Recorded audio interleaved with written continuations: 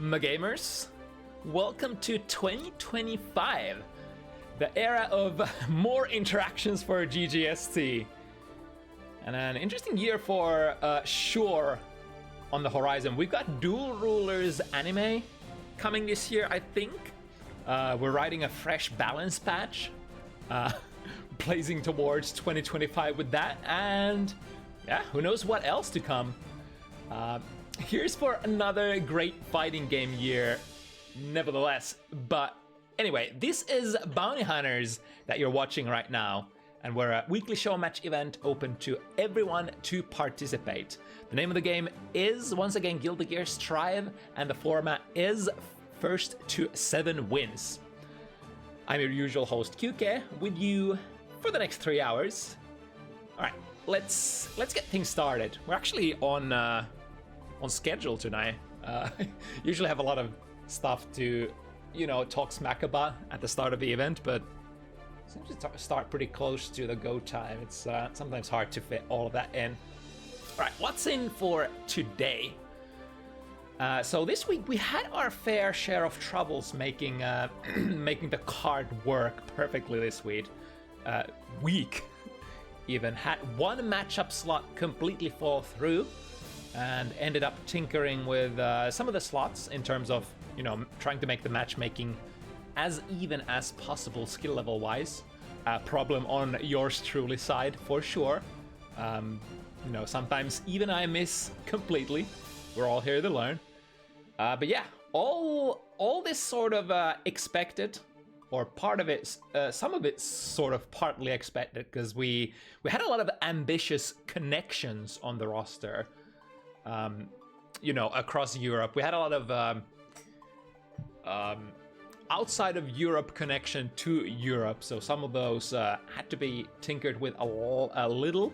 Luckily, though, a couple of them ended up working out, as we do have Strelitzia and Badoor, for example, here fighting it out today. Norway to Saudi Arabia, if I recall correctly, where Badoor is from. Let me actually make sure. I'm pretty sure I got it right. Yeah.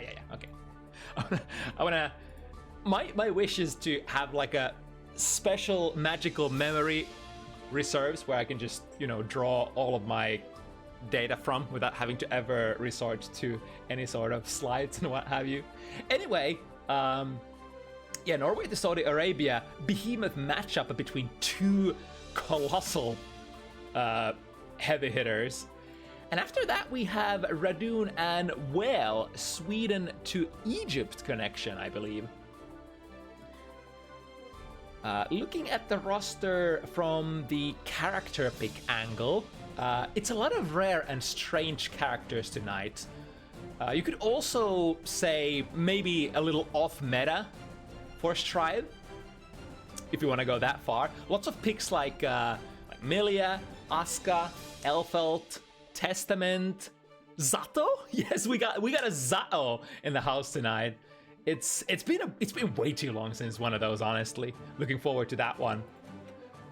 First time appearances today are from RubyPrison Elfelt from Finland, as well as Whale Zato from Egypt, as mentioned earlier. Let's see, what else piques our interest here? The double Asuka for sure. The two completely different matchups here. First of them being in the second matchup slot, Vena Asuka versus Emu Chip. Definitely a more standard rushdown matchup for Asuka, where Chip kind of just wants to be in your face as much as possible so that you don't get to cast anything.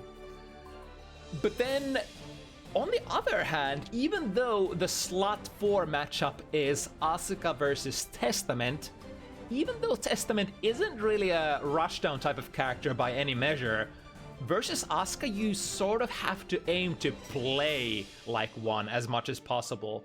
And that's sort of because the wizard's weakness is in his mana shield, after all. And the more you pressure him, the less he gets to do. Like that mana, those strikes on block, all of those will deplete from the mana shield, and even more so if you get hit. So running that mana shield out, super good, super powerful. Even though you might have openings as Testament being another long-range characters through stuff like Arbiter Sign, the sort of best place to be probably for Testament in this matchup is still pressuring Zato. Sorry, not Zato, Asuka, the other Zato. And this matchup will be piloted by none other than Strelitzia and Badoor. Two players I honestly get so excited about. I mean, honestly, I get excited about every single Asuka player, to be honest. But then we also got Badoor making another appearance on Bounty Hunters on a very short period of time. I think this is the second time. Yeah, this will be the second time we see Badoor on Bounty Hunters. And these would be some of the highest level Testament play that you can find in the EMEA region. So, yeah. High level play from a very rare character. Especially or rather specifically in the competitive front. I think it's not a hot take to say that Testament is very off meta when it comes to tournament play. We've also got Hoplan and pietaa as well in the last slot match. Speaking of players I get really excited about. Radune in the previous matchup slot as well. Hell, this event is really a banger, you know, player-wise altogether. Let's see, how are we on time? Maybe we, at this point, maybe we circle back to the number 1 matchup slot. One that we're gonna be playing here in just a couple of minutes. Maybe I'll also do a couple of TO things here before things start picking up.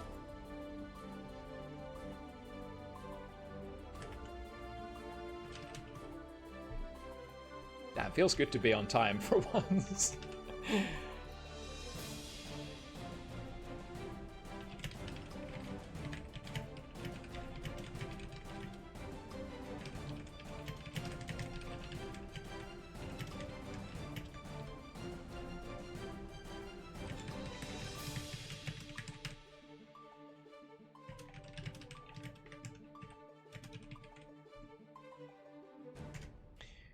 Okay, now that that's taken care of. So, Horizon Kuro. Our first matchup of the evening will be between Swedish players. So I guess we...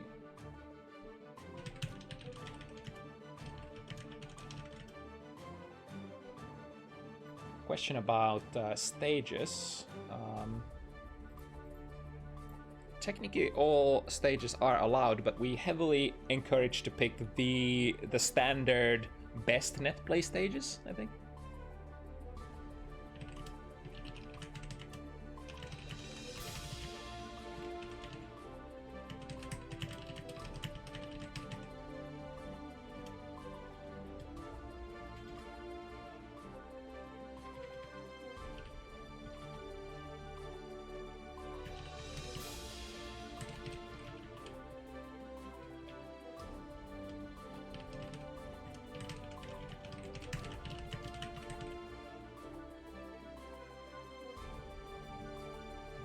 Which are... What are the 3 stages? Is the Council of 3, to the Lars Canyon, and one more? I forgot which one. Anyway, this matchup.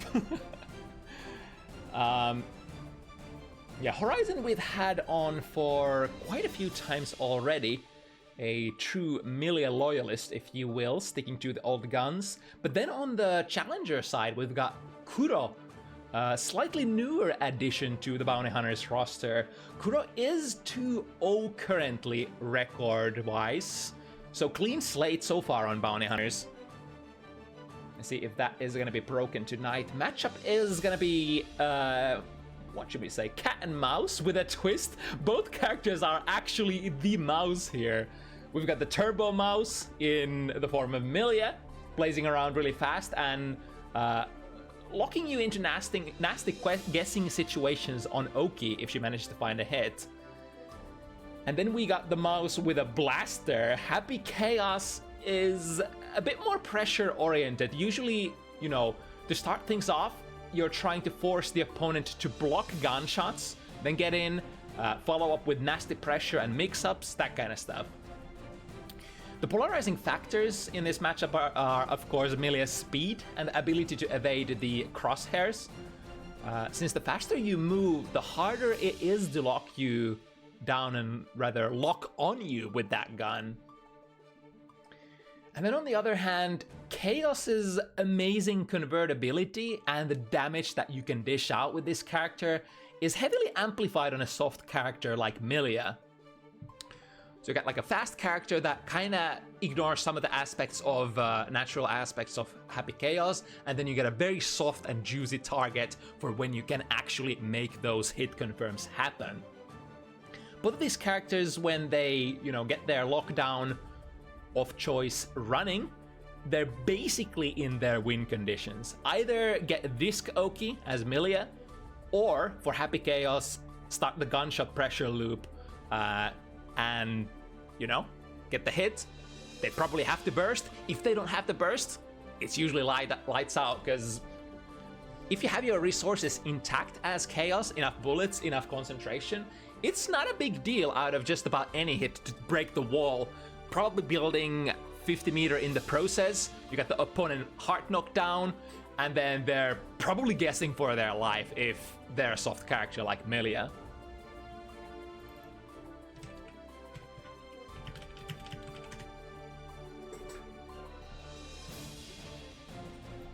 So one of those classic matchups where the first hit, whoever gets it, it's gonna be massive. Milia can convert into, you know, knockdown Oki loop. Happy Chaos does a lot of damage, gets to pressure, gets to build back resources. Yeah, we have to remember that, like, after some of the... Also, names are backwards. Let's switch that quick. Yeah, we gotta remember that Happy Chaos is not exactly the release Happy Chaos that we saw. He uses resources quite fast nowadays, especially the concentration, which kind of turns the meta into, if you get a gunshot in, you would like to engage really fast, so a couple of shots get in, mix them up, and try to refund your resources from those. And what happened there? I thought Horizon got a hit, but then went into a gold burst. And now Kuro with a very nice opportunity here. Refresh the bullets. We even got 50 meter to go after that. This will be nasty. Oh, opting to actually go on a little bit of a defensive route. This trade will be in the favor of Kuro, though. A couple of different ways that could have gone down. Oh, we got actually a knockdown from that. Oh, wait, was that mistake? Using the S disc instead of the heavy disc. Might have actually thought that was a comboable situation, perhaps. Anyway, we got the sequence break, or rather a sequence switch here with the hard knockdown. Oh, so ready to react to that. That command dash being thrown, but the damage has been done. And even though Kuro did get the interruption there, a little bit of life that they had to spare. Pretty even trade here, starting on the round number 3. There are no number 4s unless you get a double knockdown, I guess. There we go, like that resource usage, preventing the Disc Oki from going online in the corner. The 2PD. Ooh, is that not a true combo? Maybe there would have to be like a 6P in there or something. A little bit of a miss. There with the guns up, shed up. They should go into a wall break. Do we get the super? No! The opponent was stuck to the wall too high. I think had to convert into a turbo fall in order for the follow-up hit that to break this, break the, what is it? Break the glass, break the wall. Wall. That's exactly what we're looking for. Now Kuro attempting a comeback though. Instead of taking the wall slump here, breaking the wall for that positive bonus, where does the jump slash hit from? From behind, drifting forward into the close slash, or rather, that was a far slash. Close slash would have been okay, but that button that activated there for Horizon was a far slash, and unless you can convert that into something, or rather cancel that into something, that's not great on block. I bet Horizon was a little bit surprised there. Already putting out the far slash when Kuro chose to drift forward with the BRC, causing causing a slightly uncommon situation to happen. Again, we had that from Horizon sides earlier, but now it's Kuro who is perhaps misinputting into the D. I think many times during Happy Case's pressure strings, you tend to use the 2D button especially. Maybe even 5D sometimes. At the gold burst, blocked but not punished. It is only minus, what is it, minus 2 or 3, something like that? Minus 4? Something along those lines. So unless you air block it with FD, very hard thing to punish, which we usually call in the community the Gold Buster. Now showing the mobility of Milia here, making the gunshot whiff, and as a result converting into a throw. And from a throw we can definitely do stuff as Milia. Frame trap attempt with the S disc, which will be jumped over by Kuro. However, here we go again. The speed. Mid-screen range position, you can definitely catch your opponent off guard. And ooh, speaking of catching your opponent off guard, not catching Kuro this time. Ooh, nice mash there. Trying to go into Septum Voices once again. Big stop counter hit. Are we gonna get some good stuff with that? Running very low on that concentration though. Ooh, that was a big amount of resources that Kuro got there. And there was too much gap there between the hits. I think Kuro was trying to convert that into a throw, which would have been like the easiest way to recharge your resources there. So very good on Horizon realizing that that kind of had to probably happen in order for Kuro's game plan to not just fall apart there. Drifting forward. Ooh, tried to throw there. Caught them with the 2K. And another one to the other side. Nice block there. And a punish as well. Now this could turn on its side. However, Kuro getting thrown there. 50 meter goes into the plus 10 sequence breaker. There we go. Finds the hit. But we're so low on resources. Actually went bust there as well. And Horizon 6Ps into the right direction there. Very common kind of sequence to try to instant air dash over your opponent and use the taco kick. I can't even remember which button that is for Happy Chaos. But that is gonna bring the bouts 1-1, starting very even to Gate immediately bursting out. So this is a very common way of you see burst being used by, you know, not just Happy Chaos players, but a lot of you know, zoning character gamers, especially against very aggressive characters like Milia. That wasn't a big counter hit once again. We have the resources and spend it. Was even able to get that little bit of small concentration there before the war break, so we're looking good on resources. However, missing there with the sequence. Are they maybe they were going for empty low or an empty throw there? YRC. Ooh, even despite the plus 10 getting mashed out of there. Again, I think Kuro might have been thinking about the throw. And again, was thinking about the throw. Horizon with the big shimmy.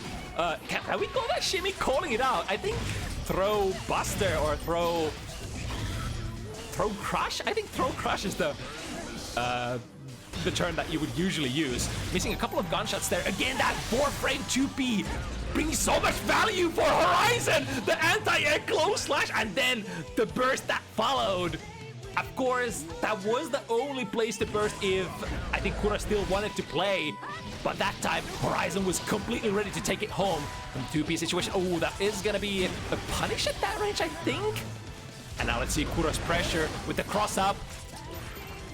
Was able to reload an extra bullet there, so 3 in the chamber here. Both players trying to poke with the K buttons. Milia just a tad bit slower with the jump cancel. We're doing stuff. Interrupting with the close slash there. That was a very daring. Oh, sorry, actually not a close slash. That's Happy Chaos' 6P, right? And that pickup should give it hope. Yeah. Should be enough. Horizon taking the driver's seat here with the cool Milia combos. I actually tried Milia myself rather recently, and I wasn't even aware of her, like how cool her combo structure is, where you do the, whatchamacallit, I don't even know what you call it. It's like Kara special moves with Mirage cancels, I think they're called. Ooh, did we make a mistake here? A little odd looking jump cancel during the combo when Kuro still did not have burst left. Slash counter hit. Just converting into pressure. Nice choice of buttons here. Saw Kuro jump out momentarily, and from the time stop, going with the jump, I think that's jump slash, one of the furthest reaching buttons Milia can muster, and also one of the better combo starters if you can get a Nice, nifty air-to-air counter hit. Speaking of counter hits, though, this time it's gonna be Kuro again with that big Goomba stomp. Tried to go for the far slash. No, Horizon comes from a very, very peculiar angle. Do we get the wall stomp? Yes, indeed. Break it with the 5 heavy. And this is completely fine for Horizon, even against the zoning character, because we are Milia. It's so fast to move around, and when the resource advantage is in your favor, Kuro only has 3 shots in the bullet, and oh, but the back throw! This could be a comeback opportunity, using a lot of shots here, but the counter hit from taking out the gun! Not quite able to hit confirm. Ooh, nice match there with the 2K, 2D, misses the combo, misses the throw as well, and Horizon getting another back throw. Jump cancel there to bait out YRC. I think that was the reason that we've been jump canceling so much. It's not a done deal. Another one! How many did Horizon bait there? That was 2 YRCs, and was that a burst as well? God damn. I guess that's why we're jump canceling during your pressure.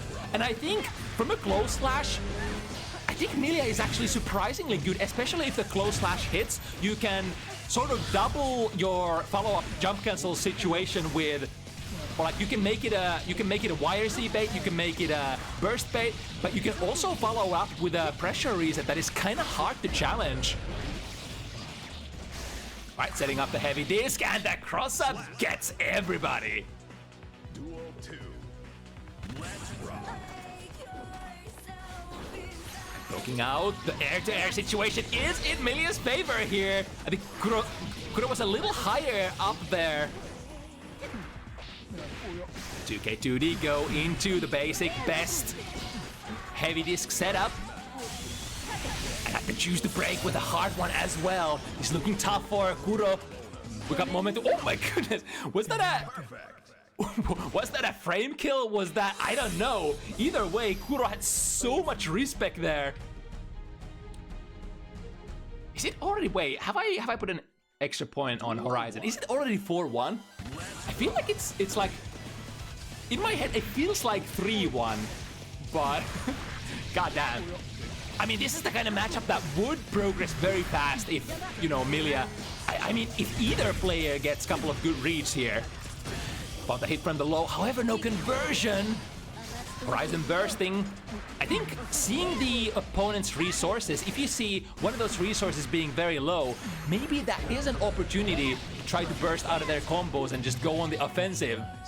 And from that burst, we got maximum, basically massive value for Horizon, being able to just completely checkmate Kuro after that. That's why it's so important for you as a Happy Chaos player to have your burst resources, either deflect shield or that full blue burst, so that you can put your opponent back in neutral at the very least. Successful low conversion, followed up with a super. Resources looking good here. And I think, ooh, nice catch there on the backdash. Following up with pressure, goes into low. No hit confirm, however, as long as you keep the pressure flowing, it's no biggie.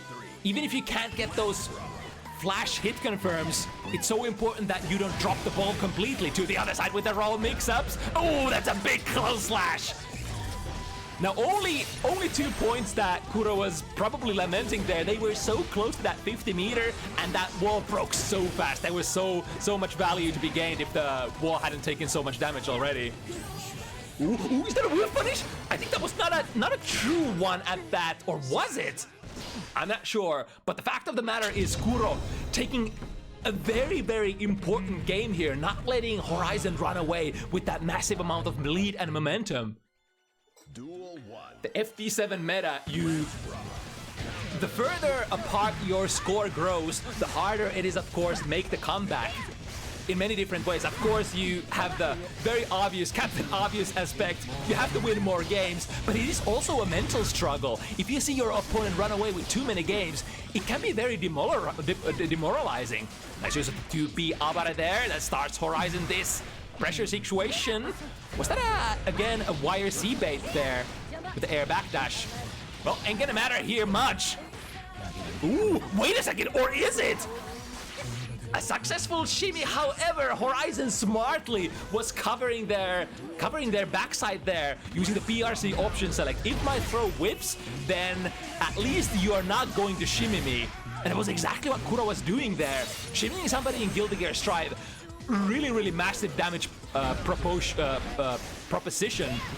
Because you do put yourself in a counter hit state with your throw. Ooh, nice. Uses a big amount of resources for that mix-up. Kuro still has a burst as well as 100 meter ready to go. The first one is gonna be YRC. This time not baited. To the other side. Yes, we got the shot. Oh, what happened there? Went for a double up on the resources. Luckily, the opponent did not find an interruption there. Blue burst comes out. We got the curse as well. That means... What was that? Was able to recover in time. And the hair car landing in front of Kuro. That was perfect timing there, I think. If they land too early, that might have actually gone into punishable recovery. And then getting hit by hair car like that. Carring back and forth, basically saying, please block it. It's the go-to way of punishing it. Just take it and block.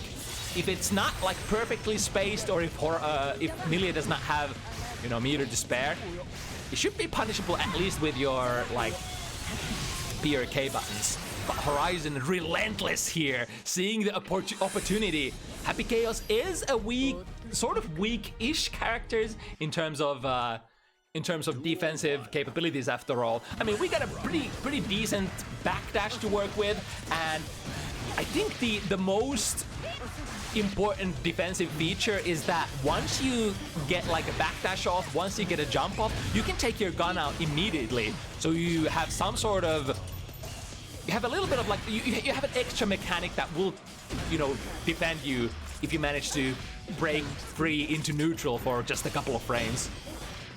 Speaking of those frames here, even with that one bullet in the chamber, Kuro knows that's gonna be an easy combo to finish the round with. Ooh, colliding with the Rose. Looking for the burst here. Kuro not ready to burst just yet. There we go from the last second. Ooh, no punish there. I think Kuro already committed to something. Already committed to escaping from the corner and missing the Bad Moon punish. Now Horizon pressure for the low. The 2K2D is a sequence that will lead into, you know, basically your meaty desk setups. They are, oh, nice bait here. Kuro is basically faced with a choice here. Do I burst and fight, which we would usually call a hero burst, but making the more reasonable, the more reserved call here, and saving the burst for the next round, which comes out here. From the burst, able to get a couple of gunshots in with the cross-up. Yeah, and getting the 4-bullet reload there as well. Getting that hard knockdown with like stuff like 2K2D or throw is so important for Happy Chaos. That allows you to reload your gun, get a little bit of extra concentration, build towards that 50 meter that can help you remedy the desperate-looking resource situations, that kind of stuff. It is a Happy Chaos is a resource management character after all in his core. Ooh, this is gonna whip completely. Straight in front. Do we get the punish? 2K2D? Okay, we'll take that. Simple 2K2D or just a jab punish is, you know, capable of delivering a lot of punishment. Going for the pills. Do we get the kill? Missing the throw. One more. There we go. Instant air dash. I think that was a cross-up. Looked like a cross-up, but at the end there, Kuro did land on the left side. I'm not sure, dude. It's really hard to, you know, cross-ups. Both of these characters capable of making like really gnarly looking conversions and mix up with those left-rights. Sometimes you just have to guess. Sometimes you can't trust your eyes. In fact, some of the best mix-ups are there to fool your eyes. It looks like it ain't gonna cross up, but then it does, or vice versa. Who's at the voices? Actually gets knocked out by the bullet there. Bullet is, I think the bullet was fired after all, and the reversal Septum Voices does not really have inputs of any kind. Oh, nice read there from Horizon. Even though there was a little bit of distance between the characters, Horizon committed to the aggressive dash, which is the hard call out against backdashes, or the makeshift command backdash, which is the cursed throw. It does move you backwards, so it's kind of like a backdash in functionality. Oh, look at that! The close now sweeping! Kuro from so high up! To the other side with Mirage. Another one. Oh no, that was a fake one! That actually didn't cross up. But I think in its core, that was just a reaction check. Every time Milia you know, goes for those mirage cancels, you can react to that. If you're looking for that, you can react with a throw, with a 2-frame interruption. But the thing is, sometimes you're not looking for it. Sometimes you're looking for something else. And it's that sort of mental stack that we call it, that allows some of these quotations, not real things, pass by. Ooh, again, air dashing into the rows. Ooh, the Artemis ends up missing there. But no harm, no foul, as long as we're holding the prey in the corner. However, Kuro probably has something to say about that. Nice air throw. Target is going to be contained in there. That was not a meaty disc, but prompted Kuro. Nice. Got the, oh, no. Got the, I think that was a successful hit there, but did not believe in the hit, maybe. 6P rings true. Gets a hard knockdown. We have the resources as well from that haircar FRC. We got a mix-up opportunity, and now, unless I missed the count on the score, this would be the first set point for Horizon. Kuro in the air takes out the gun, but it always takes a little bit of luck, or you know, having the opponent in block stun for those shots to hit. No, takes out the hip shot once again. All of those shots missing. Here we go. Successful shots though. Not being able to lock down. Oh, that's a counter hit. I think because of the... Yeah, maybe with a successful combo that would have been a kill, but I think this is it. Close slash, close slash, close slash. ABC, stick with the basics. That's gonna be your hardest hitting combo as well. And Horizon, not letting Kuro get away with anything, using the mobility, the maneuverability of the character, just sticking to Kuro as much as possible. Exactly how you're supposed to play this matchup with these characters, or rather this character. And with a couple of situations where you had shaking hands, kind of on whatchamacallit, on brand with a character who does have shaking hands issues, especially when you run out of that concentration. Couple of those mistakes happening here and there. Horizon, of course, really ready to take care of those mistakes, as you should. There are characters such as like Happy Chaos, Asuka, characters that are so good at taking advantage at neutral that if you don't punish them for their mistakes, it might actually be like impossible for you to beat them. But Horizon able to take those advantages when possible and taking the set 7-3. Moving on to the next one. So the theme this week sort of was that we're gonna have a super high level match every other matchup. So the first one of the evening would be Vena versus Emu, Asuka versus Chip.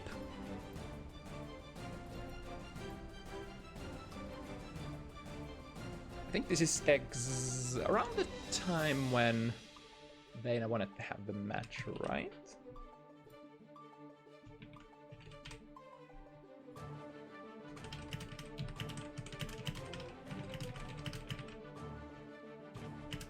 We have a couple of schedule restrictions tonight, and I'm hoping that we can successfully make all of those. I think the early one, the only early one was Vena, and then we got a couple of matchups later for people who wanted to have their match as late as possible.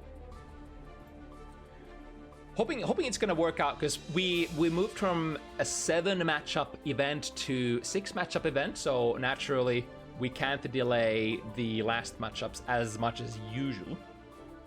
But I hope it's gonna work out. Anyway,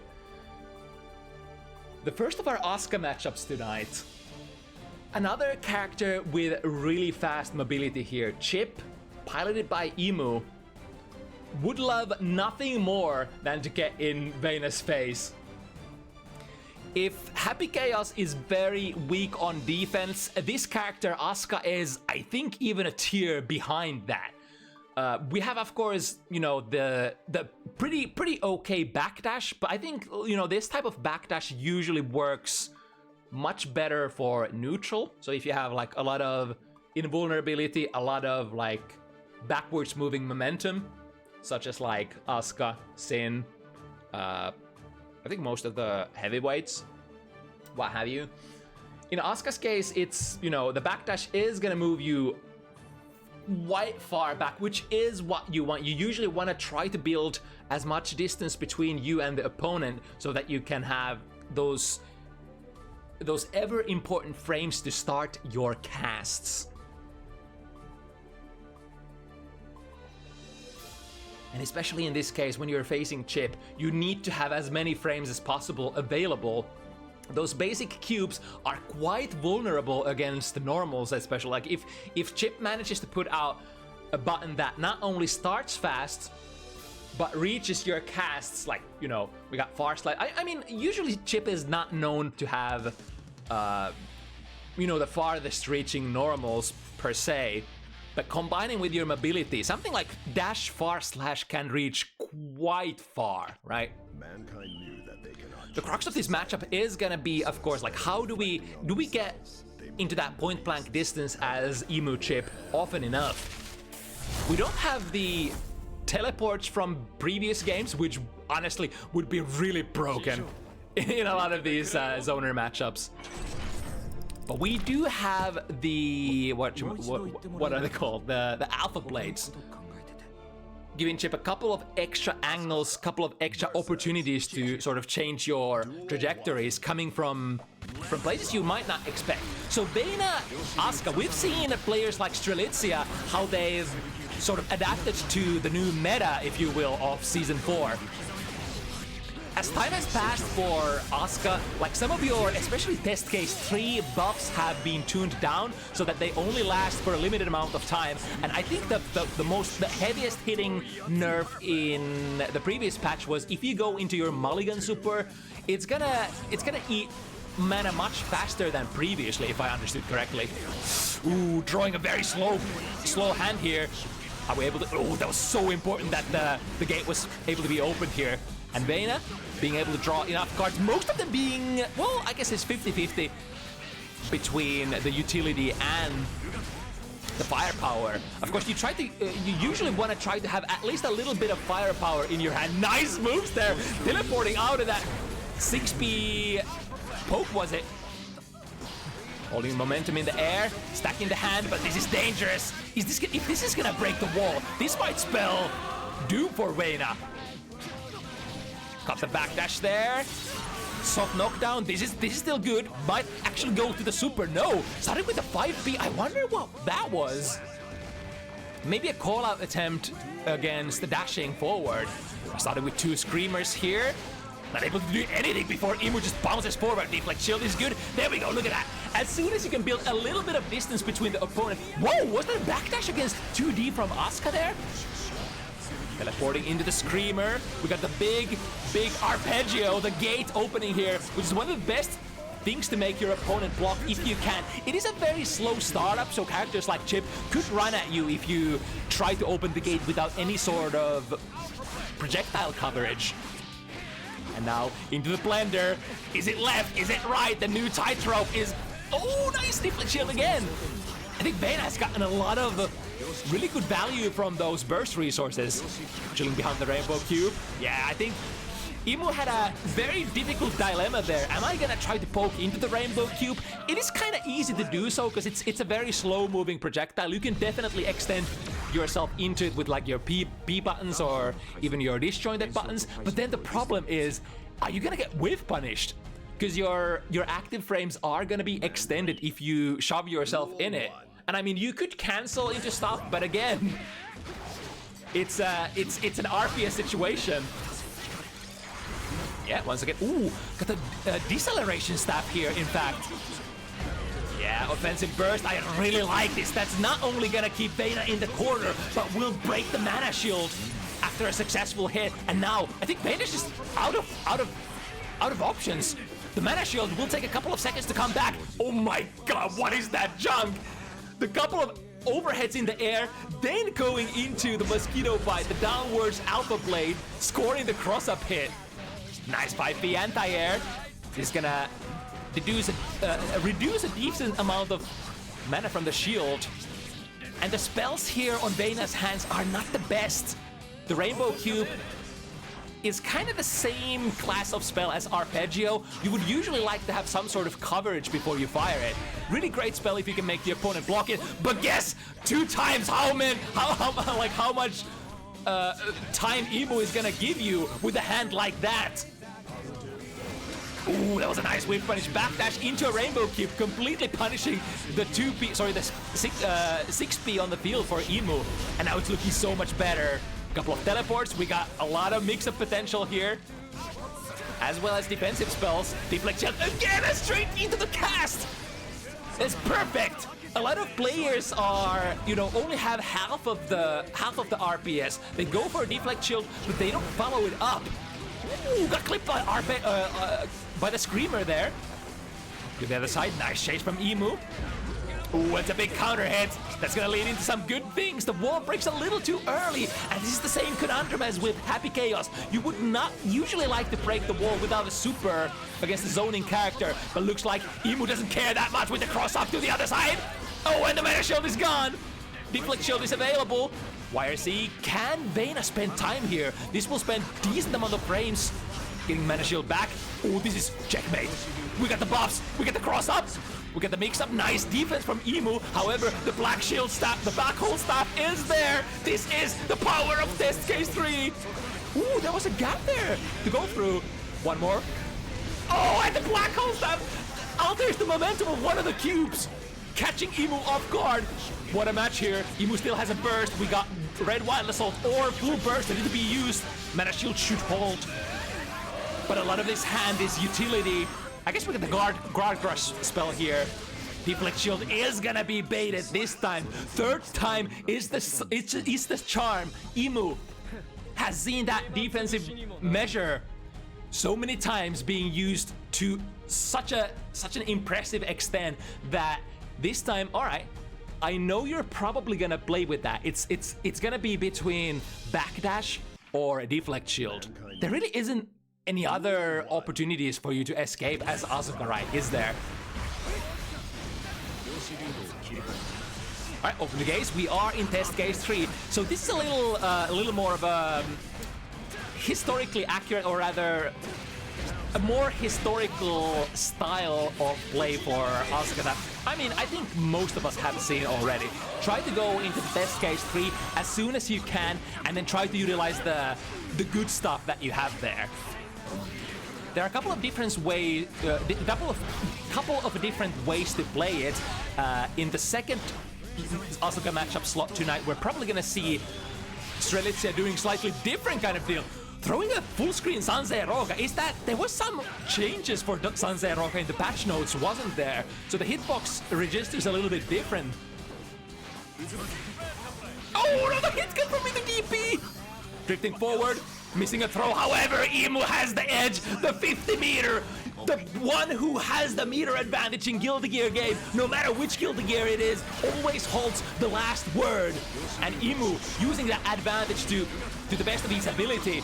Aggressive burst to the corner. However, Vena uses 50 to nullify Emu's 100 burst resources. This is a great escape here, and now great hand as well. We have so many. I think we have the mana regen buff active. We have, was that auto refill is currently not active, but he draws, Vena draws it. We're still going to the other side. However, Emu is in a precarious position in the air. Doesn't matter. You're still getting locked down by the spells. That was the classic meta golem. That was the classic, what do they call it in Yu-Gi-Oh? I always forget the basically drew the nuts there from Test Case 3. But now still stuck in Test Case 1. Usually have to have some sort of break or an advantage. Switches to Test Case 3. Here we go. Ooh, a little dangerous looking hand. Only utility spells. 6 heavy. Saves the situation for now, but then immediately draws another teleport. And without any offensive spells in hand, Emu is able to swing the momentum around. Now quite a lot of resources to defend with. Small cross up into tick throw. And a fast RC kill here. Emu goes on the driver's seat early. Vena started with 1, but then Emu coming through with 2.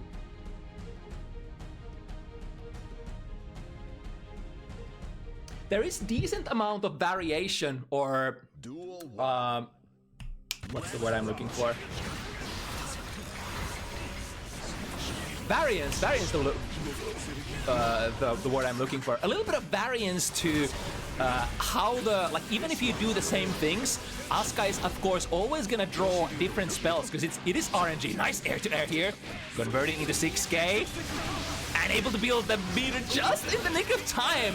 That's gonna be a mana break as well as a hard knockdown. Now Vena has a lot of good resources here, but again doesn't want to be predictable, so can't go into that deflect shield willy-nilly. Right, the super fast. Get the knockdown, and that will fix the mana shield. Will actually commit to the full burst here. Big one. Arpeggio expires. Ooh, we have another one in hand, and great choice from Emu. Knows that Arpeggio is very, very slow spell to ramp up. It's gonna take like, what, 2 seconds before the cubes start coming out of the gate. And Emu basically took the guess. If you're gonna cast Arpeggio here, I'm gonna come for you and I'm gonna anti-air you with 5k. Right, we got the hits. We need to draw something good here. That was a very big commit here with an empty hand, going for the throw. But now Emu not letting Vena draw for free, and this is without mana shield. This might kill. Does Emu have RC here? Yes, he does. Damn. That was... What can you do here? After that burst, or after that super RC, I'm not even sure if you have time to burst. Vena would have probably had to just mash on that burst like crazy, and even then, it might not be enough. Because there might be a delay between the strike. And Zansei Aroga RC leaves Chip in a very weird place as well, right? Again, really nice ground approach there. Goes under all of those spells. Try to draw here. Ooh, and the DP card is baited. Got the counter hit. Mana shield goes pop. This kills, right? Again, the same situation as previously. This takes the opponent mid-screen, and we can RC here. Don't even need it. God damn. And you have the shittiest defensive modifier once your mana shield goes pop. Even less than, you know, Mr. Zenith himself here. So very high damage matchup in that sense. Even though Chip doesn't necessarily have the highest hitting combos, you have the softest target available in the game. Ooh, counter hit. Let's see the combo. And we have good follow through afterwards. Oh, actually using the rainbow cube for a combo through. Oh, okay. I was seeing 3 teleport spells in Vena's hand at one given time. Was able to draw into an attack spell. The cross up. God, Emu has so many resources here. This will whiff punish, I think. No RC opportunity out of that. Very good. That's another very classic way of defending yourself with. Very expensive. Deflect shield into the black hole cube, or what do they call it? The offensive super? I'm not actually sure what it is called. Nice, successfully used the black hole, the DP card this time around, and 6p against the overhead Rekka. Not really a reaction, you kind of have to just dial and try to match that 6p if you think it's coming. Not getting it this time though, and the only offensive spell in Vena's hand is Arpeggio. This might, yeah, Emu knows. Just burst there. There is nothing Vena can do about it. Deflect shield is available, but we go into this RPS again. Is it deflect shield? Is it backdash, or what is it? It's nothing. Waiting for, I think. So look at this. Emu kinda was calling out both of those options. If it's the backdash, he's dashing super deep, waiting to maybe punish it with a throw. If it's deflect shield, he can't actually react to it. There is so much time to react if you don't do anything during the deflect shield. So I was kind of reading both of the most common options. And Vena did not dare to, you know, do some of the more daring ones, such as like press a button or try to jump out or what have you. Test case 3. Ooh, got the hit and confirmed there as well! Instead of taking the wall break right away, opening the gates, going for a follow-up kill, mix-up opportunity. I like it. This is exactly the kind of momentum that Vena is gonna need. Nice RPS start there, 6p, calling out Emu's high-profile poke. Yeah, Emu tried to close the distance, saw that the Arpeggio was the only card in hand. Vena still struggling with an empty hand. There we go, there are the offensive spells that we need. And with those two bit shifts in hand, if you look at the number there, they are going to be leveling up little by little. And the bigger number you have in there, ooh, there's nothing that Emu can do about this, right? In those kind of close range situations where the Asuka player is unleashing the black hole cube, unless you have something really, really invulnerable and forward moving, such as like, I guess, since RTL, maybe Leo's reversal super, there really isn't like anything that you can do anymore. The super starts so fast and the projectile is gonna be manifested immediately post-flash. Even if it trades, it's gonna be in the favor of the Asuka player. We have overhead spell in hand, which we could try to fish a hard knockdown with, which Vena eventually does. There we go, acceleration stab. Nice mix up with the teleport. However, Emu was completely ready for that. It's not over yet though. We still got that mana regen buff active. And an ample amount of really nice offensive cards. Ooh, wait, was that the red art? Huh? Where did that strike come from? How did Emu get that? Was that? So you would have to produce a red RC there, and the red RC popped Vena out of the teleport. Was that what I saw? Really peculiar kind of situation here. And now Sanseroga from a really nice angle as well. Not even waiting to land. Emu, definitely a Sanseroga enthusiast, punishes Vena with that. I'm not sure if that was even intended. What was that interaction there? I'm not quite sure how Vena got caught there, but I think red RC was part of it. We need an instant replay here on this show. We drop the combo, however, straight into the cubes. And Emu not ready to wait.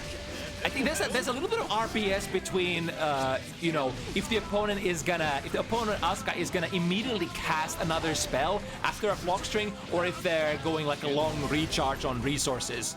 Speaking of resources, ooh, fall straight into the counter hit. That's gonna be that. Emu growing his lead, 3 games up on Vena here. Vena sort of struggling with the base gameplay loop has been perfect. It's I think the problem that a lot of Test Case 3 Asuka players are facing is that the consistency has gone down a little. And against the characters such as like Chip, we have the auto refill now though. Yeah, so we can cast a lot for a moment. There we go, all the best buffs. However, didn't quite get the setup that Vena wanted for that. Because like in order to cast some of those buffs, you need to spend time chanting. To the other side, Rainbow Cube, hold down the fort. Looks good. The mana looks so good, and still with the full hand. Ooh, the cast has ceased though, immediately after Emu sees that there is no incoming threats. Dashing forward, pressing buttons, this time trashing into it, and Black Hole Cube. Once again, there is no moving away from this, I think.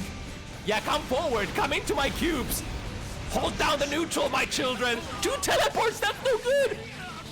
Vena probably forced into a situation where, oh, I like that. Got the jump off, immediate teleport, and then press the button. If Emu tries the anti-air, the anti-air is actually gonna whip, and then they're gonna get punished on the recovery as Vena appears from behind. Nothing personal, kid.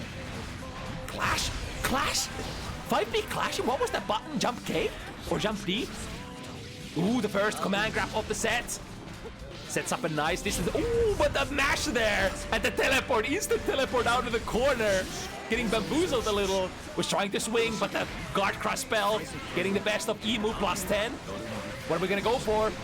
We have a lot of bit shifts in hand. I forgot if bit shift is actually one of the faster casting spells. I think so. So you should be able to cast it as a neutral deterrent as well. But we'll see if Vena has the luxury to do any of that. I think not. Oh, we are out though. To the neutral, we need a couple of seconds for the mana shield to recharge. There it is. But are we in a mix-up? We are in a mix-up, and it does not make any difference. Even if Vena got that shield back, had to block one more mix-up successfully. With the backdash into the instant blue cube cast, and Emu was already on top of it, dashing forward aggressively, ready to poke. Here's an aggressive corner burst from Emu. it does not end up working out as well as previously. So now Emu, actually both of the players without any of their burst resources. We got the combo. Lots of, oh, I like that. Going airborne and using the low split. Wow, from that far? With Chip's DP? Caught some sort of extended limb here. Arpeggio would be really nice to cast here. However, Emu ain't gonna give you the opportunity to cast the other spell in hand. Auto Bookmark, another really great spell, but it's not gonna do anything. Even at neutral, we need basic fodder. We need cubes. We need something. Finds the hit. There we go. Bullshit. We don't need anything. Wizards, even out of spell slots, Vena finds the hit.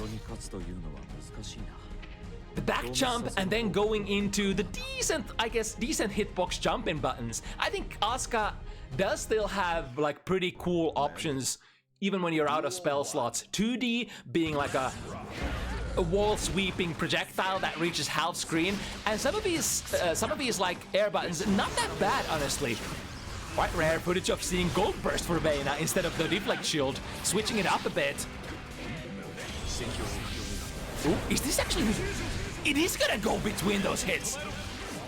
Swing initially into the cubes, however, a couple of cubes active still. 2 arpeggios, this would be a nice hand if we can buy some time. Is that gonna buy? Nice!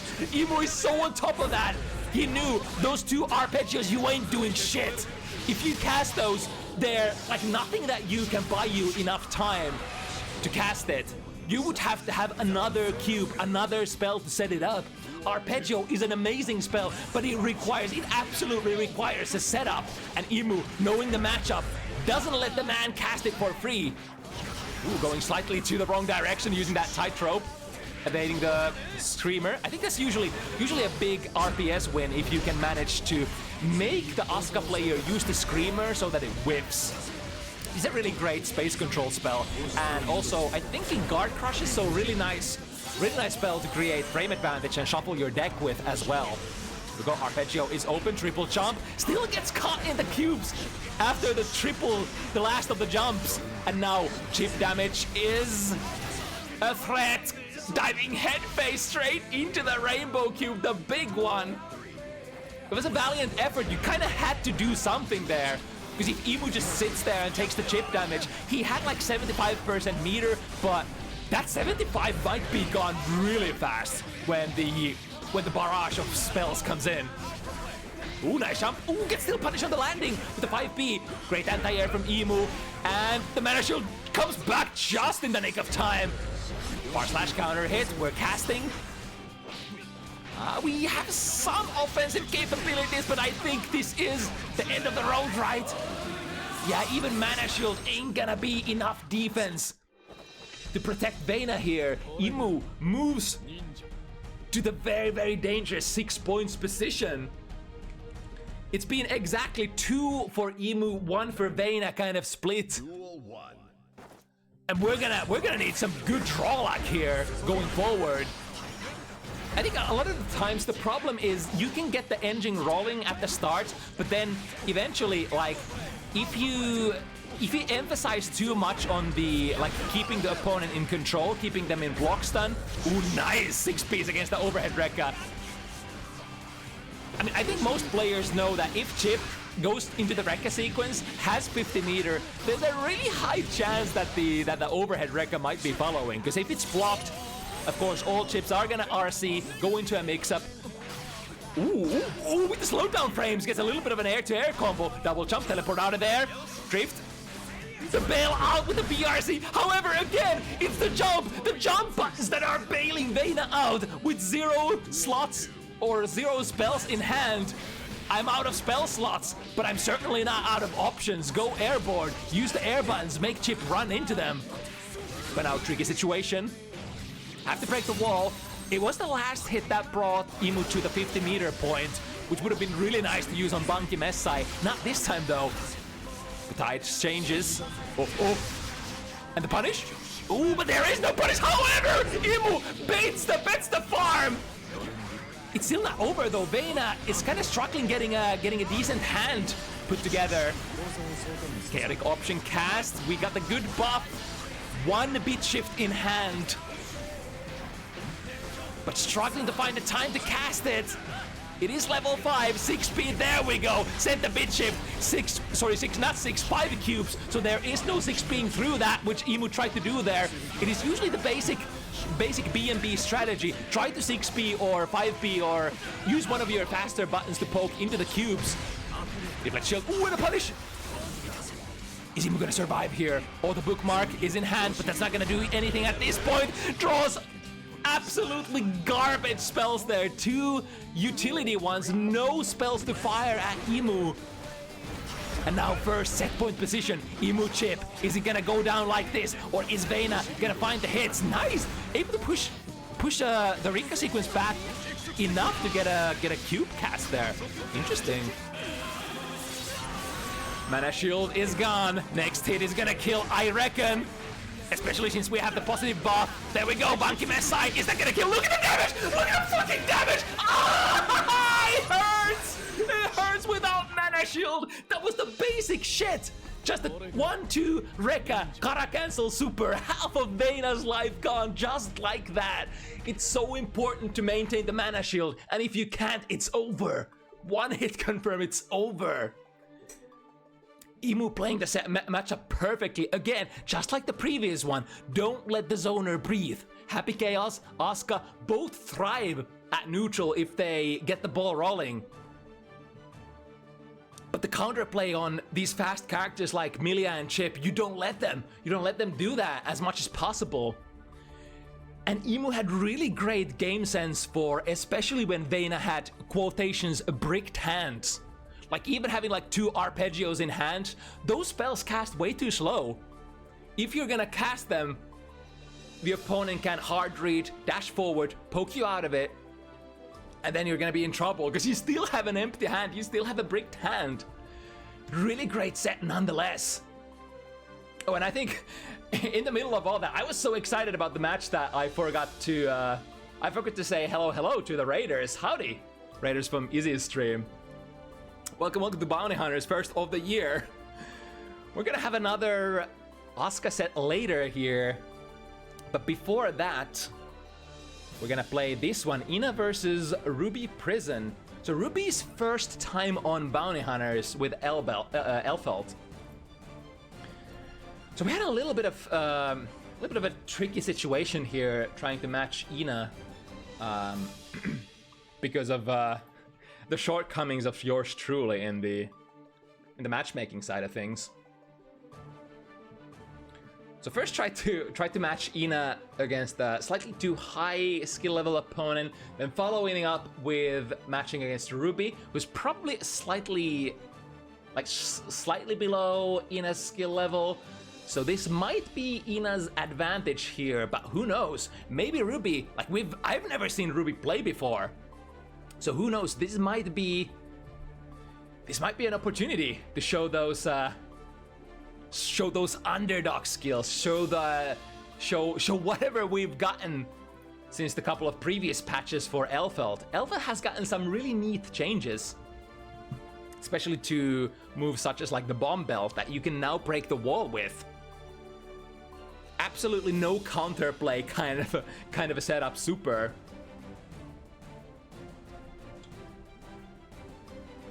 Let's see what Ina, basically I think Ina has played nothing but Bridget on Bounty Hunters before. So very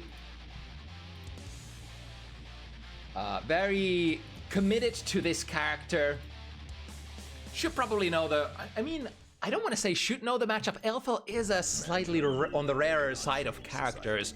So I think, especially if you haven't been to training mode with like how all the Rekka counterplay works, because of course it is hard to interact with Rekka, but if you don't interact, if you don't try to guess, even on the Rekka entries, like if Elfel goes like 5 heavy, 6 heavy into Rekka, if you don't try to interact with those ever, it's really not good for you. It's so much value for Elfel that they're gonna be getting. Ooh, landing straight into the 6 heavy. Or wait, no, that's not 6 heavy. That's a close slash. In a very early burst bait here, put them in the corner, and now tap 5D. All right, we're gonna break the wall with that. Slightly expensive, but getting that positive bonus might just be worth of that that very expensive 5D tap dust. Well, now Ruby's time to put it. Oh, there we go. No RC cancel anymore for the DP, so you're gonna take the full force of this super. Ruby just a little bit off of the bomb belt super, which would have been amazing. 5P actually catches the recovery of that 6P. Oh, that 6P was really, or sorry, not 6P, 6 heavy from Ina on the round start situation. It was very peculiar. I wonder what kind of stuff that goes under. Oh, the DP baited once again. Ina is super close to the burst.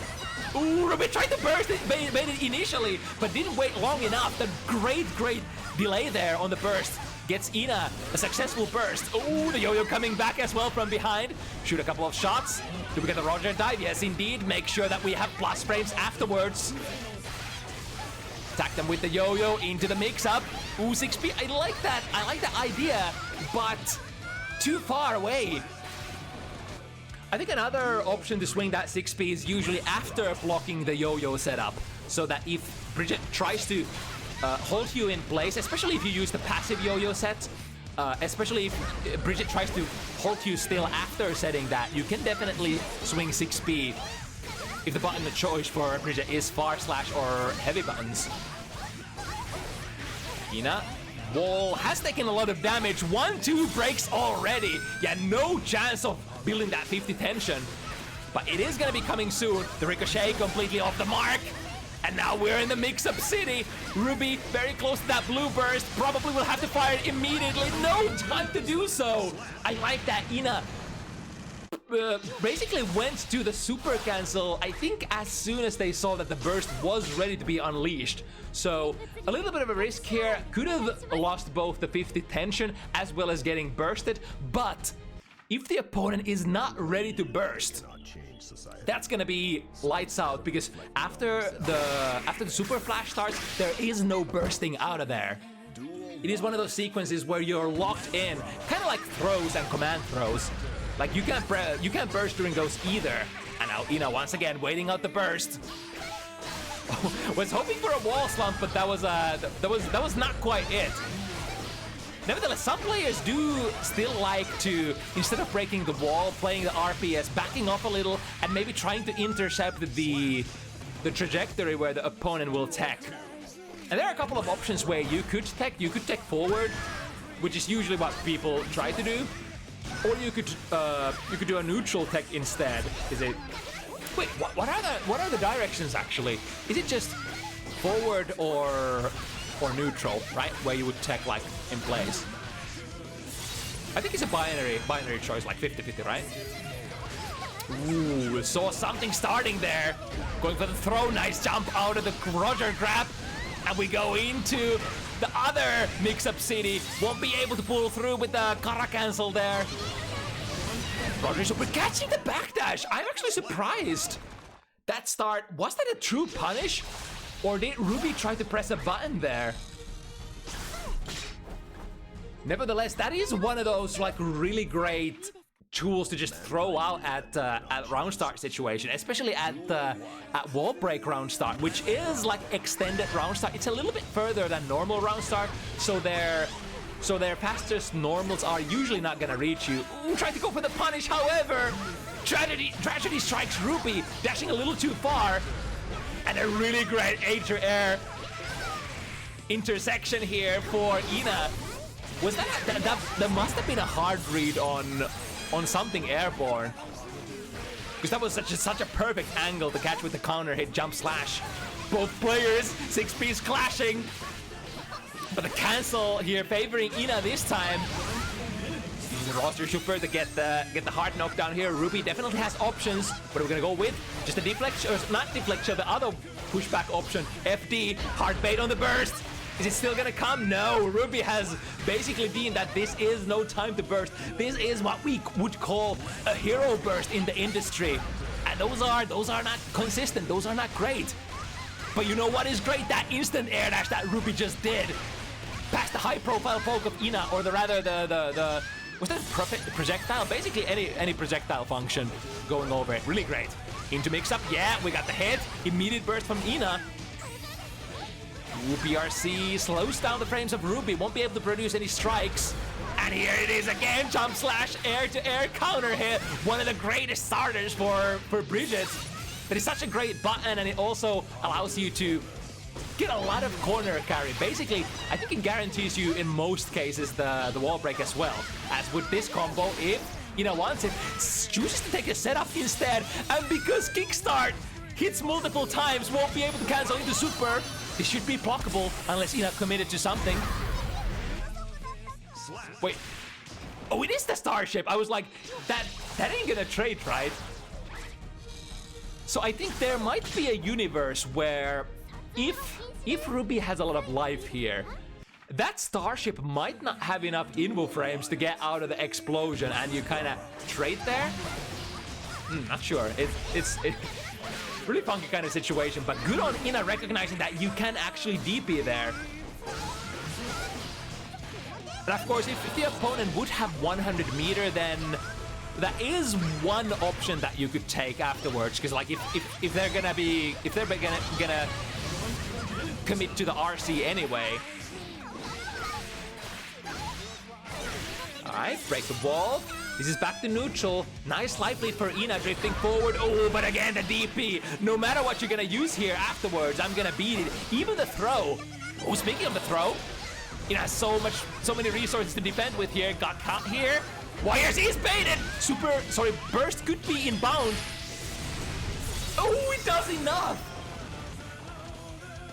I was worried for a moment that the Bomb Belt Super wouldn't do enough damage to score a knockdown here or score a round win, but luckily doing just enough. It kind of looked like the Bomb Belt exploded there. Is that what's gonna happen if it has enough to kill?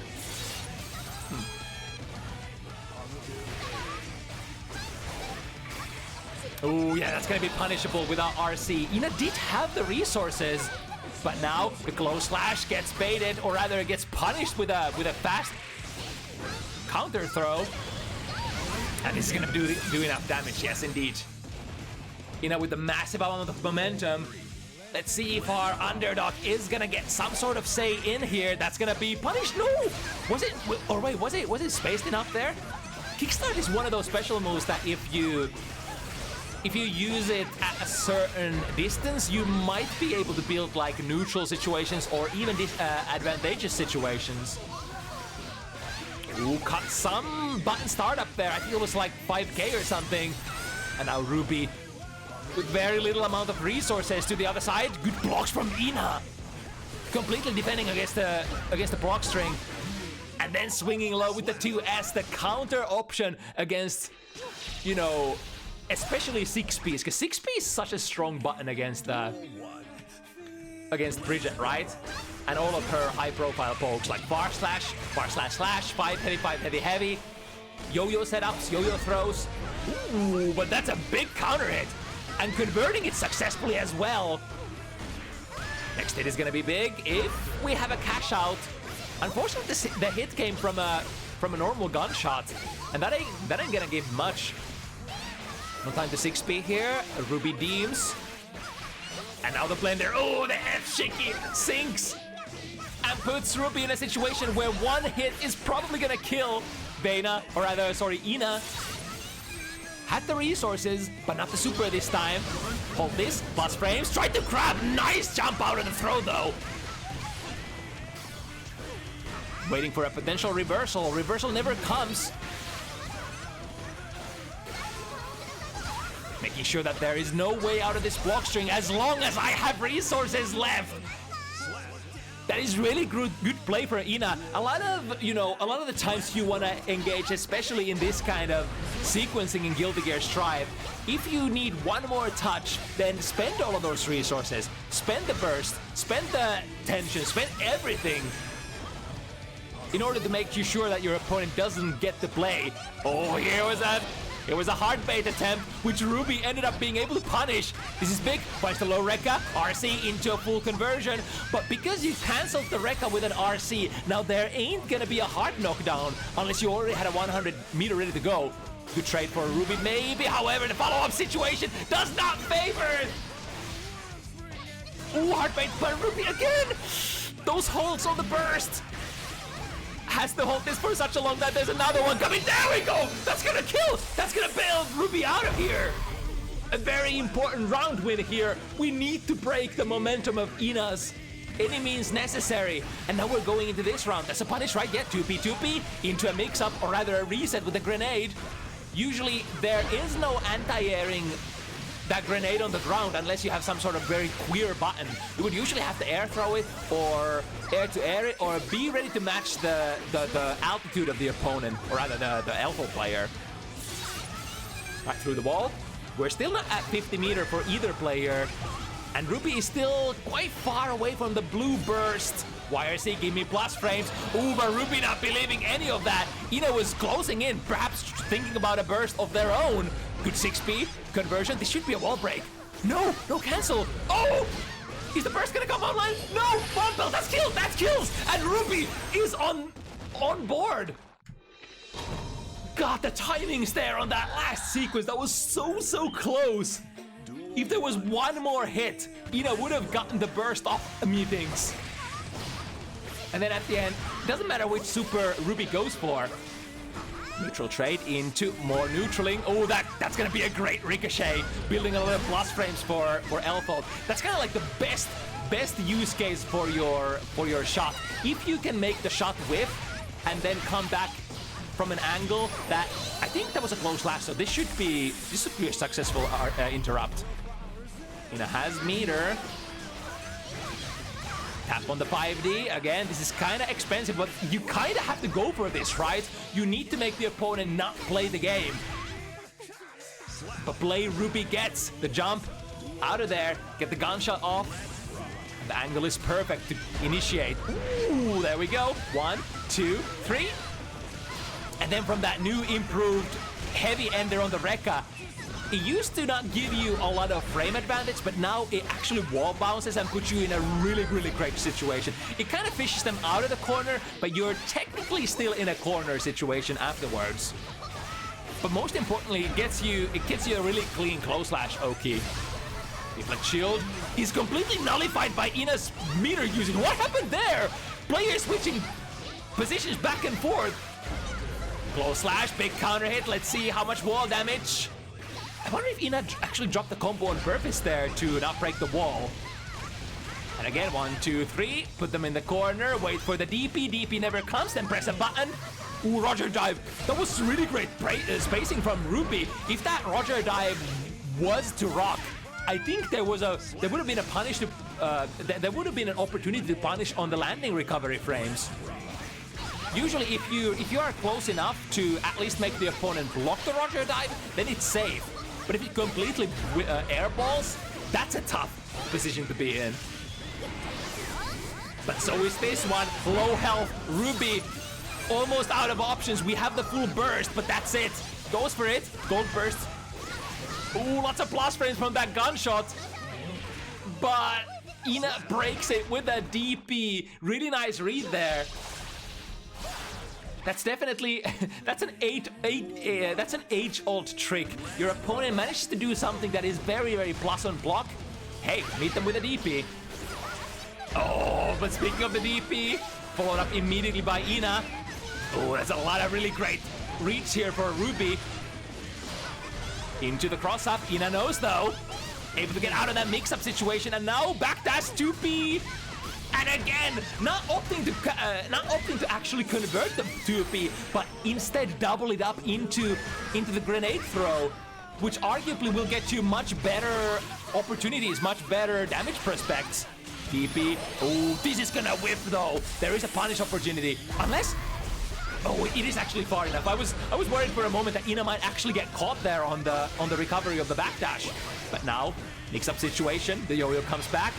The jump D finds its mark and an immediate cash out. No chance for Ruby to burst. Or I mean, there was a small chance, but really hard to justify. Good round start 6P. Again, is there gonna be a burst? Yep. This time Ruby not caring about it too much, just going into the biggest conversion starter. Close slash 6 heavy. Now the tide has turned Ina. Able to take the warp break with a hard climb as well. Ruby really wants to fight this one hard. Ooh, hard bait there. And Ruby has been so good at punishing these hard bait attempts. YRC waits if there's anything to come. Ooh, the jump heavy hits from both sides. 1, 2. Are we gonna RC? No, not just yet. But to the other side, this should be it. 1, 2, super. RC, don't even need it. 1, 2, 3, Rekka is enough. So if you want a little bit of more oomph from that, you could go Rekka, Kara cancel, which I think is possible there. Or do you have to Kara cancel the first Rekka? I think you can, as long as you have one more Rekka to spend, you can go for the Kara cancel if you really want. Try to swing a 6-speed there, however, kickstart goes low, lots of blast frames from that gunshot, goes with the side switch combo as well, and we have a super here. Gun belt, there we go. First time we actually get to utilize it, and look at this. This is so good. It's gonna explode, yeah. What are you gonna do? Even if you get out of there, even if you get the hit, the bomb belt is still on you. It is never going to expire. Such a good tool for this character. Probably what she needed as well. Because, I mean, she hasn't been, like, meta by any means so far. But perhaps could be really close to the top of the cast now this patch. Who knows? All right, the cash out. Very close to the ground, so getting most hits from the loop. Yeah, that's a very decent amount, a very respectable amount of damage for a character like Bridget. Ooh, the twirling movement, where the full slash go? Went to the left, even though the opponent was on the right. Guilty Gear hitboxes, I love you. Ishiwatari, my man, really created some hitboxes on the 6th day. All right, gotta take the wall break. Was really close to the tension there. Now able to, as a result, use it on the follow-up situation right after the wall break, and that means if you can force, ooh, hard bait here. Ruby does go for the burst there at the very end. Ooh, the cross-up jump heavy managed to land a trade. However, it's a trade that you would not want to do in that situation, in that life disadvantageous situation.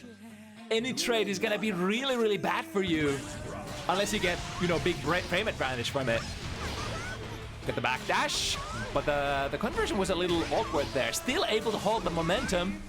Plus frames into Rekka. We got the low Rekka cancel into RC and cash out. But again, this, if you use the whoa, hello.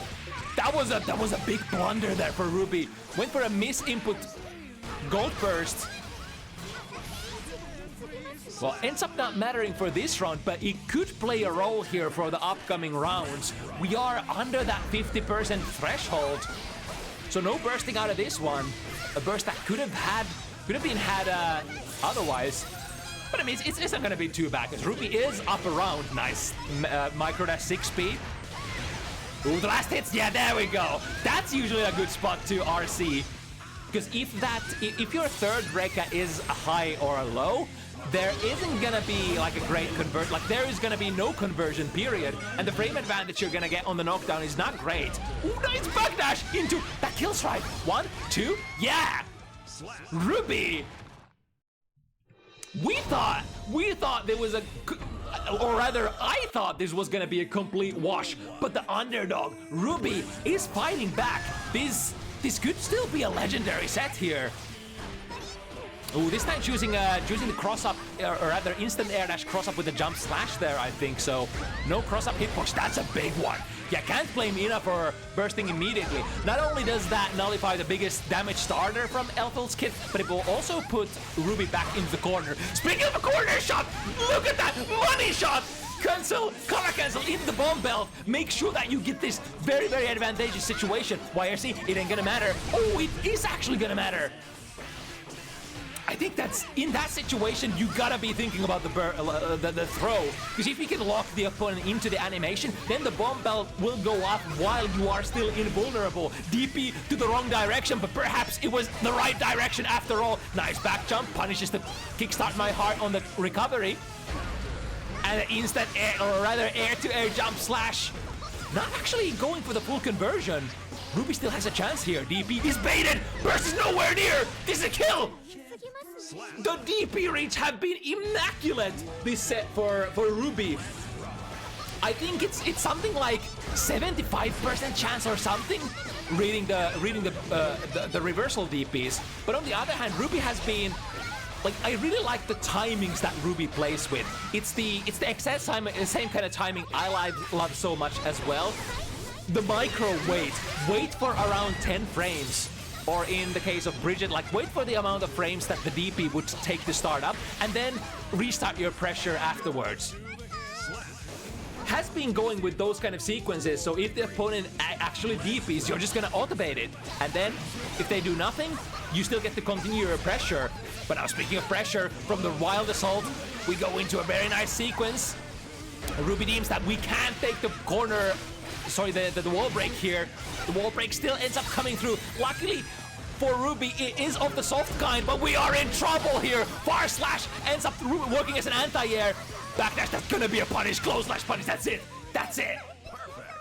Using the Zoar though, stopping the time, seeing that the opponent is in a punishable state, there is nothing more to press than close slash. It is a sealed deal. Again, the power of meter.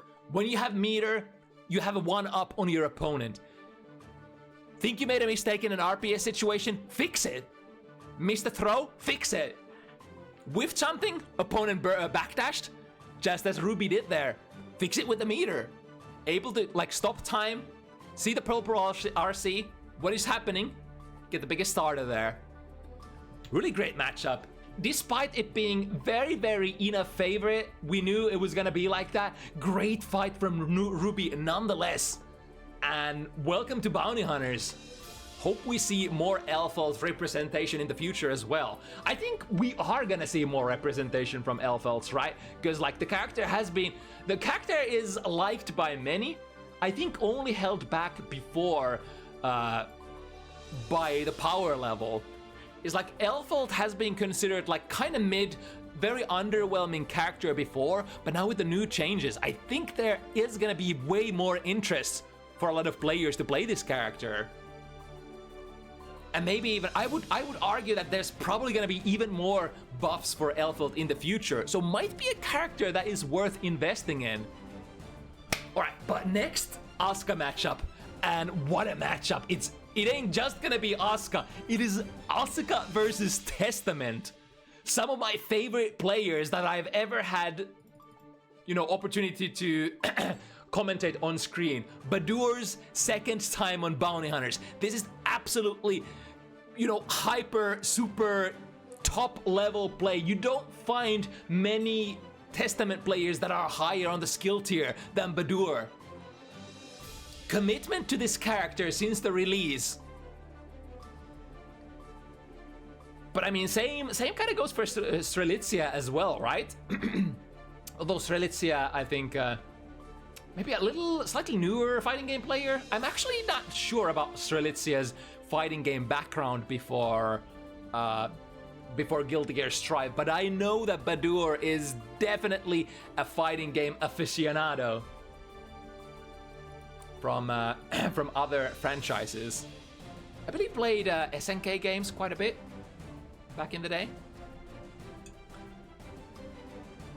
Also, howdy how Raiders from InnoStream, welcome.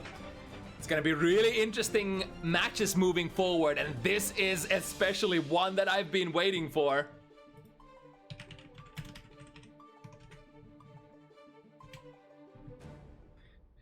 It is no secret that QK likes Asuka. If I had an opportunity to commentate nothing but Asuka, it would be dangerous because I would be hyped out of my mind just for the fact that there's Asuka on the screen.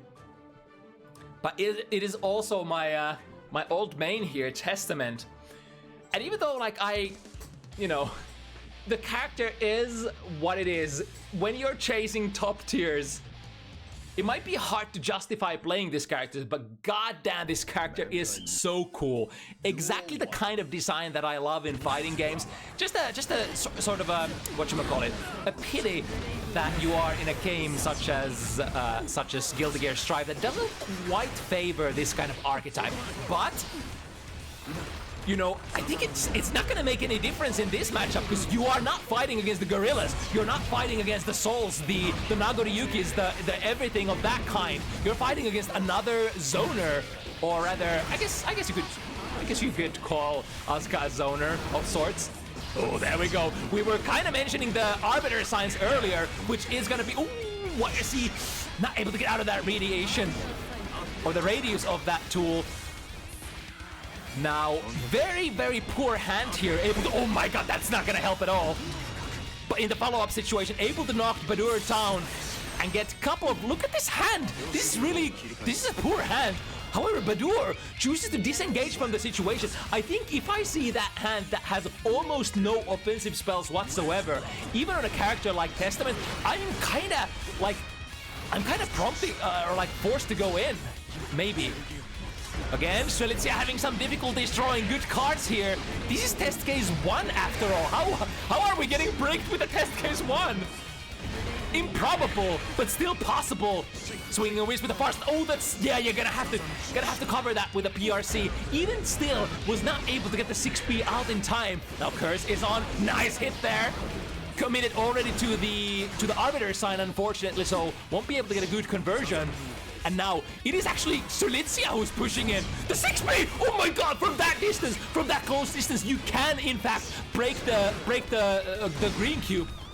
The cool thing about the green cube is that the further it travels, the more it spreads, so harder it becomes to 6P.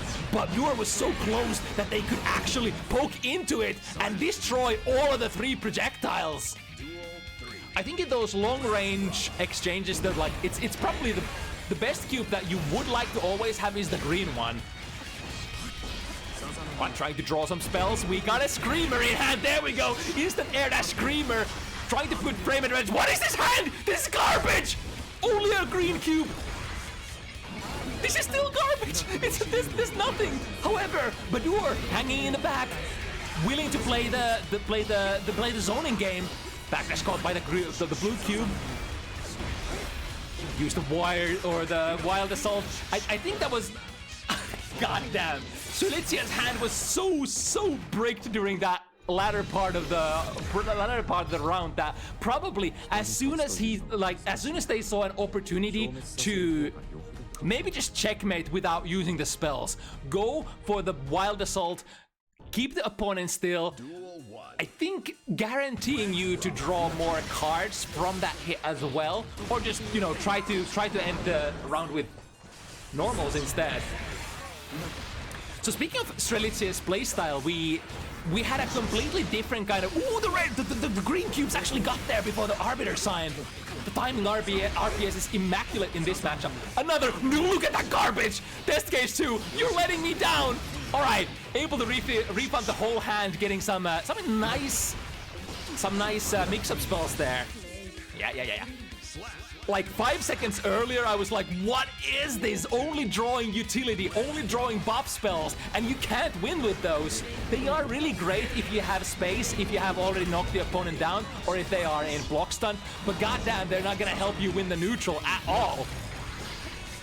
Alright, able to draw into 3 cubes. There is a strategy here if yeah, there we go. Able to unload the whole hand and then draw 4 cards with the last refill spell. Alright, we go into test case 3, riding on the back of this Mulligan Super. This is the kind of playstyle that we've only seen from Strelitzia so far. Oh, and a cross up at the end there. That was a very basic one. No teleport needed. Just jump over, gates are open, Arpeggio is holding the opponent down. And at the end of it, you probably still have a lot of frame advantage to go for either a mix-up or try to reshuffle your hand. But yeah, it's a completely different kind of Asuka playstyle that we've seen from other Asuka players on Bounty Hunters, and even on like the whole EMEA stage or scene. Strelitzia likes to start with the test case 1 in order to try to fish the buff spells from there. I think it's the mana cost down card, right? And riding that mana cost reduce card, going perhaps into test case 3 with the Mulligan Super. has been usually the go-to strategy for Strelitzia. Oh, nice spacing on the Screamer, and then the punish on the 6P. Now back Badoor. Able to draw into some really nice hand, but again, very slow spells. And the Arbiter Signs. Disengages. The teleport RPS. Oh, nice! The aggressive dash forward gets Badoor into a position to basically get a 2k punish on the landing recovery there. And I think there was no casting in the air either, because like all of Strelitzia's spells were just like absolutely no good in that situation. Now much more of a basic kind of hand. The staff there is, I think there's like one of the staffs is okay in test case ones. It's this one, the acceleration staff is kind of good. The other one you would love to not cast if possible. We are now in test case 3. Oh, the arpeggio straight bullet catches Badoor from that double jump, and now look at this. We have so many rainbow cubes. This could maybe kill. Very close, not quite. And now Badoor in a tough situation here. Put on the cube, wait for it. Yeah, yep. It's gonna land for, is it 3 or 4 hits? Either way, when you put that big cube out, there's like, you can wait for such a long time. And Strelitzia had another one of those. Could have just disengaged from that situation and just casted another one, just waiting for some sort of a mistake from Badoor. Alright, even that deflect shield actually ends up not doing much in the end. Test case 3, we have all the buffs active. Oh my god, this is old Asuka playstyle. You're dead. Cast super, wham bam, thank you man. Oh wait, the cube only hit for once. But nevertheless, I think Strelitzia still had both the buffs active, both the mana regen as well as the auto refill, or auto bookmark as it's called. So, still getting the hard knockdown from the super. Duel 1. I guess it's like if you panic in that situation and are like, wait, what? We didn't go to the next screen, then there might be some opportunities for the opponent to press buttons. Nice teleport there through the cubes. If you do have the frames to put on the succubus marker, like if you have time to actually throw a Grave Reaper, it can give you some, you know, nice RPS opportunities. Wait, Arbiter side? Hello? Why are you not checking? Well, what's that? I've never seen that before. Into the cash out. And now instant air dash, basic high-low stuff. Even a normal instant air dash is quite good for a test. Look at that! After the Crow recovery, still able to get the air throw and then sliding in there, noticing there is no friction, there is no feedback. So the opponent must be bursting. Easy discovery by Badoor and then punish. Now, the usual go-to RPS against the cubes, like we said earlier, is to poke into them. The Testament has some amount of varied RPS, but generally you're trying to poke into the standard cubes. But when you're in this situation and Asuka is just shuffling their deck, there isn't much to do unless they draw into some really poor cards. The jump forward gets an opening for Badoor. Teleport to the other side, nice! Got them with the 2k. Burst from Strelitzia, nice chase again! The jump slash from a normal jump. But the deed is not done yet. The wizard is out of mana. However, releasing the super hard knockdown. There we go. Mana shield is back. We need some spells. These are garbage spells. But the instant air dash really great reaction there from Strelitzia. Punishing that incoming fireball. The go-to response in all fighting games since time immemorial, from Street Fighter times. If they throw a fireball, you can jump. If you predict it, jump, and in the Guilty Gear context, just instant air dash forward. Ooh, that was a nice response there on the instant air dash from Strelitzia's side. Go jump B air to air. Here comes the Crow. Yep, got the curse. And now, ooh, but a nice prediction there from Strelitzia.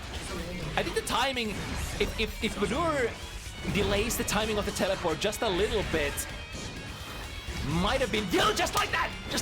It's a timing RPS. The whole matchup is a big timing RPS. Ooh, it was a nice read. However, Strelitzia did not try to escape the corner after the jump, so the up fireball actually ends up not getting, scoring a hit there. Trying to waste enough time. Here we go. Mana Shield is back. Stands up to block the overhead. Really nice conversion. This could... No, not quite. I think if Badoor had the 50 meter there, that could have been a really nice potential kill situation. Going into Nostrovia might have been, or perhaps was exactly what Badoor needed, but they were so close. Just a little bit far from the 50 meter. Otherwise, a really great, like, attempt to confirm the kill. I think Testament's other buttons just wouldn't go anywhere. Kind of had to try to spend that orange Wild Assault and look for the kill. 5B stops the instant air dash attempt out of the corner. About to hit with an overhead spell. We're actually in test case 2 at the moment. So Strelitzia does have some capabilities to play with test cases other than 1 and 2 as well. 1 and 3 as well, which are more pronounced. I guess test case 1 usually because you start in it. That's a punish. Yes, get the jump K in. Shuffle your hand. Only one instant attack spell in hand, so this could be tough. No tension whatsoever. We have a deflect shield. Triggers the curse. Goes for a re-1. Overhead hits.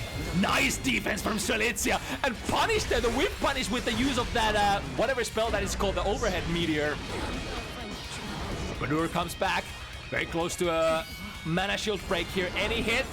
That's so close to breaking it. But it ends up being the instant air dash at the end. Again, very empty looking hand. So was basically destined to try to take the last hit with a normal. Sometimes you are forced into these situations, Teleport, to maintain your momentum in the air. However, Strelitzia is ready to take advantage afterwards. Break their guard with the Screamers with size. Strelitzia still gets the hit. Here we go, big value. Whoa, that was so great. Actually able to break the second volley of that arpeggio. Poke into the cubes and then throw Grave Reaper. I think that's an improvement from the new patch. Since Grave Reaper no longer extends your hurt box forward, maybe that's a way to actually contest the arpeggio. Very nice, neutral Crow instead of sending it to the marker location.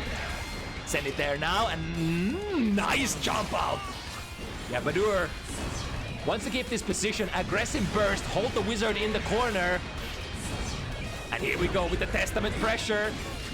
Ooh, that was a multi-hitting. The air fireball actually ends up not getting much value out of that stain. To the other side. Oh, well-placed far slash. And now, how have the turns tabled? Let's see what we have. Basic cards in hand. Decent amount of resources. They're gonna go into the defensive measures. Find the hit on the backdash with a close slash. Oh, that was a punish? Yeah, that was a punish. Great timing on the teleport once again. See, many other characters just wouldn't have this reach, wouldn't have this capability of, on a moment's notice, to just appear next to you and punish your whatever comes after chance, right? Because usually, like, you want to recharge your resources, you want to recharge your mana, you want to draw more cards, like you want to try to make clean. Once again, after the possession, ready to play the absolute best option. No jump from Strelitzia against the neutral Crow. Ah, I like that, the recrow. The recrow, when the crow comes back after throwing it, you can actually launch it in a neutral manner without homing it onto the marker, which allows you to get like a perfect angle for sending the crow, like a very low angle instead. Ooh, okay. Do we get the kill? Yes, indeed! Badoor has been really great matching the opponent's altitude with that jump slash, but hasn't quite been able to get the conversion meterless before now. So why not just spend 50 meter on that at the end of the round when you know you are gonna get the kill if it rings true?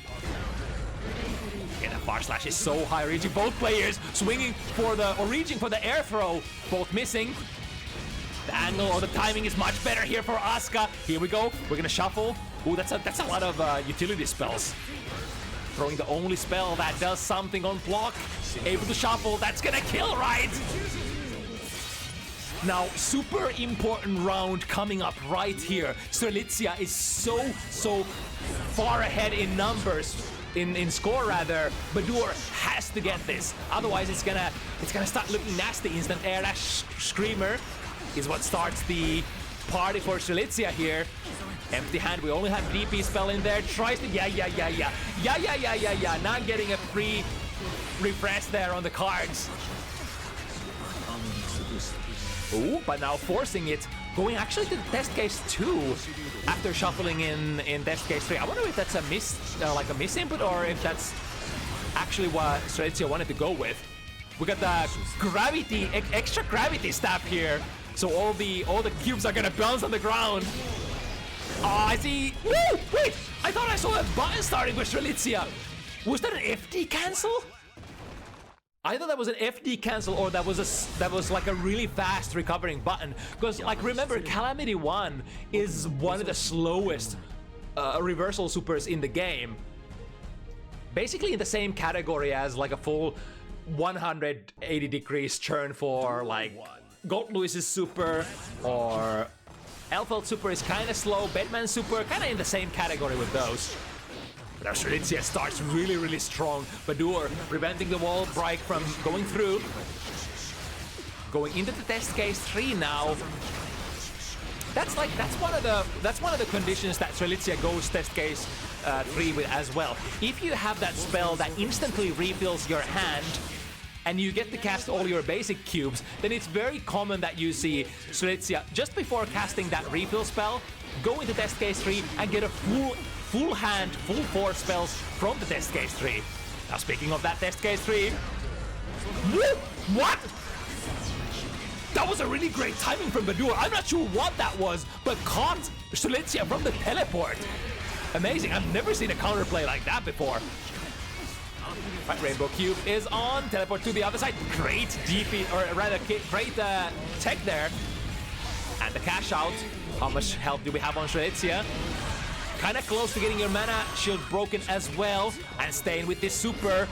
Air back dash, yo, nice. That's kind of like a air back dash shimmy plus, where even if they block, you get the stain pop. Oh, nice! That was so great!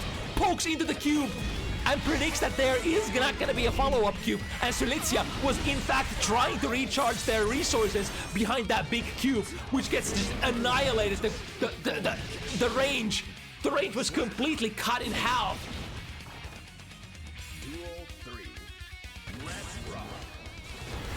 God, that's one of the greatest Wild Assault cancels that I've ever seen. I think there was no other way to catch the opponent right, because you just don't have a lot of great special cancels on Testament. So if you wanna catch them trying to do something defensive, you would cancel into Wild Assault. But there is no canceling here. It taps the 5D, and because Arpeggio still is spitting out cubes, yeah, again, we saw this on the first game. There is no escaping the big cube if Strelitzia is just respecting. However, the round start, the extended round start, far slash gets the heart knocked out. But look at these resources for Strelitzia. There is so much. There's nothing to do but the respect here. Overhead, nice block from Badoor, but gets stacked by the low in the end.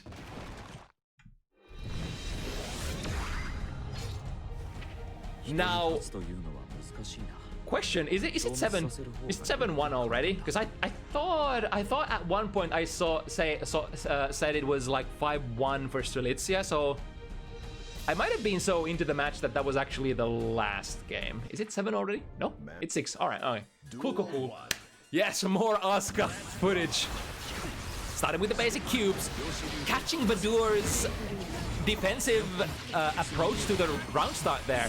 And as we could see, like, even if you poke into the cubes as Testament, like, what is your best cancel? It's gonna be Grave Reaper, right? But that's such a slow startup compared to like characters who can cancel into forward-moving special moves to catch Asuka trying to, you know, cast something afterwards.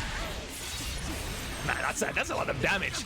With the pop mana shield through a couple of Grave Reapers. Nice check there on the teleport. But now, he's just gonna get... There was a couple of different options that could have played here. Could have gone straight into the air throw, which the opponent would have to take immediately. But chose to take a little bit of a more stable, a little bit more safe approach there and dash forward and then late anti-air instead. God, this is dangerous. The only thing that Strelitzia is losing here is mana. But being able to score the hit will be able to fix the mana situation. I think used health to recharge mana as well, which you will happily do. Oh my god, fights the gap between the arpeggio, and that's gonna be around, waiting for the burst. The burst is never coming. Badoor is smart, gotta save that to the next round. There is no bursting on that round. For the best performance, for the best consistency, we're gonna take it to the next round, or perhaps should I say the last round. Strelitzia has so much momentum starting here. Deflect Shield does kind of something, but against that acceleration staff, there is no poking the cubes. Badoor is in trouble. Mix-ups, blocks it right, but then blocks it wrong. Is this it? Not quite. Buffs are still active, but an empty hand sends a Crow forward. Strelitzia does not jump, but even if you don't jump into the neutral Crow, when it's coming back, you can still send it again for some value. Teleport to the other side, nice. But again, Mana Shield is still wide ready to go. And here comes the burst. The cubes are too far, Badoor can't 6p into that. Can't swing into that though! Ooh, this is good. Strelitzia has a bricked hand. There is no attack spells, only a DP. Oh, but the marker! Backdash is out of the marker! And the curse does not go through! And the OTG2 game 2D is there! What was that? The great backdash! I think from... Listen! Usually you can't backdash that. If the marker is around where your character is, then sending your Crow into the marker will produce like a massive hitbox, which will catch you when you recover out of your backdash. But at that range, the marker was just in a very, very awkward position. So Strelitzia chooses to backdash it successfully. And then that was kind of it. You're against... You know, you miss your Crow, you go back to square one as Testament. You are like on your 2-step, or some say even 3-step game plan. You gotta first throw the Grave Reaper, then throw the Crow, and then you gotta strike. And missing that Crow was crucial there. Absolutely crucial. What a set. Even though it was 7-1, it's just... With these super rare characters that, like, you're gonna get so many plays that you just don't tend to see very often. No matter what happens, it's just so amazing to watch. I wish I could talk like 5 minutes more about that stuff, but we have more sets to play, and next one is gonna be another newcomer to Bounty Hunters. The second one of the week, well, representing Egypt here, another very rare character in the form of Zato-1. I feel like Radune Leo has been fighting a lot of these rare characters and a lot of newcomers as of late. It's kind of like a... Is it kind of like a rite of passage for many of these characters who enter Bounty Hunters for the first time at around the same skill level as Radune? Is like there is always a chance, because Radune signs up almost every single week. There is always a chance that you're gonna run into the showman himself. If it's his turn, there is a pretty decent chance that you're gonna have to fight Radune Leo. And I can't remember that if we've had this matchup Zato versus Leo too many times in the past. I guess for the merit that, you know, Zato is just such a rare character. Alright, let's see how it goes. Oh yeah, there we go. The trademark Radune Leo round start, the heavy DP. Go for it again. Yeah, if you need a short introduction to Radune, it's all heart, all showmanship. It's all not playing the opponent's game, playing your own game. No matter what happens, we're playing the Leo game that we absolutely love. And it's kind of like, against players like that, you have to adjust to their pace. It's like if you try to force your own game plan, it's just not gonna work out. You have to play the game as they're sort of serving it to you. And a great instant air dash there. Even though Leo is not the most mobile character out there. Oh, this time goes for, I think it was an SDP this time instead. Jump D if you're trying to press buttons afterwards. has the same capability as Sin Kisk out of that jump. The can cancel on landing. The tail end hits, scoring. That's gonna get Radune the hard knockdown, and now well potentially in trouble. Jump back. Oh, the parry stance. Even if you take that on block, I think that's like, is that 0 on block? I think it's completely neutral. All right. We got signs of life here. 6P combo, able to waste time enough to take out little guy. However, Radune just dashes forward aggressively on Wake Up, bypassing the whole like Eddie shenanigans. Was that the frog? I think that was the frog that Whale is using there. And it was an angle that Radune could just bypass by step dashing forward. Here we go again. The round start DP has not been punished even once. I think that came out 3 times already. At this point, I wonder if Whale has caught on to like what is going on. To the other side. The pressure, ooh, I love that back there. Pressure is even better now that you can transfer the dash forward momentum into some of your strikes. Improving, I guess, not only your pressure, but only your also your combo capabilities. The DP is strong once again, and even though the heavy DP doesn't necessarily, or sorry, the SDP doesn't get you a true close slash Oki, you can still use the threat, the fear of the opponent if they're unwilling to, you know, try to fight for it, try to RPS it. You could run in and, you know, even close slash them, or try to throw them. Again, a back turn P, one of the best anti-airs of all time in any fighting game. Catches the opponent trying to neutral jump. No way out of there. It's a very common saying in the especially the older Guilty Gear community. If the Leo player is in back turn stance, just don't jump in. And if you jump in, press FD. For the love of God, don't try to challenge. Again, yeah. I think Will had already like assumed the right idea there. There's no challenging that button. It's too dangerous, way too dangerous. So play a sequence that either baits it or escapes it instead. Got to go for an overhead there, 6K to waste time. Ooh, that's a big whiff. And because that's actually the heavy DP, the heavy DP can be RC'd on whiff? Question mark? Is that how it works? Only the true reversals cannot be combined with RC. Oh, but the frame trap into turbulence, that's gonna be a big one. And still 5 seconds left till Eddie comes back. No way out of this one. Radune Leo is gonna maul the puppet character that has... We've had a lot of like really weak defensive characters on the show tonight. You know, a la Happy Chaos, Asuka, stuff like that. I think Zato is kinda in the same boat in a way. While let's all try to spend time here. We have to survive for that 10 seconds. Or is it 8 or 10 seconds? I think 8 seconds? 10 seconds? Look at that. He's just walking forward. And since that is not a parry. That's what do they call it mechanically? A guard point. So Leo is actually not taking the damage at all while he's, you know, approaching in that stance. The play is usually go for lows. The only thing that can catch Leo out of that parry stance is, you know, far-reaching lows. Or, I mean, you could go for very close-range reaching lows as well, but that requires a slightly different kind of RPS, because then you have to dash close and then perhaps try to whiff punish Leo for whiffing the parry stance strike, because of course if they see you dashing forward, they're gonna unleash it. They're gonna protect their space and not let you get into that distance. 5B, no follow-up. Was maybe expecting Radune to burst immediately. I think Radune is pretty good at delaying those bursts. I'm kind of checking out if the opponent is ready to unleash it immediately. Again, don't risk it!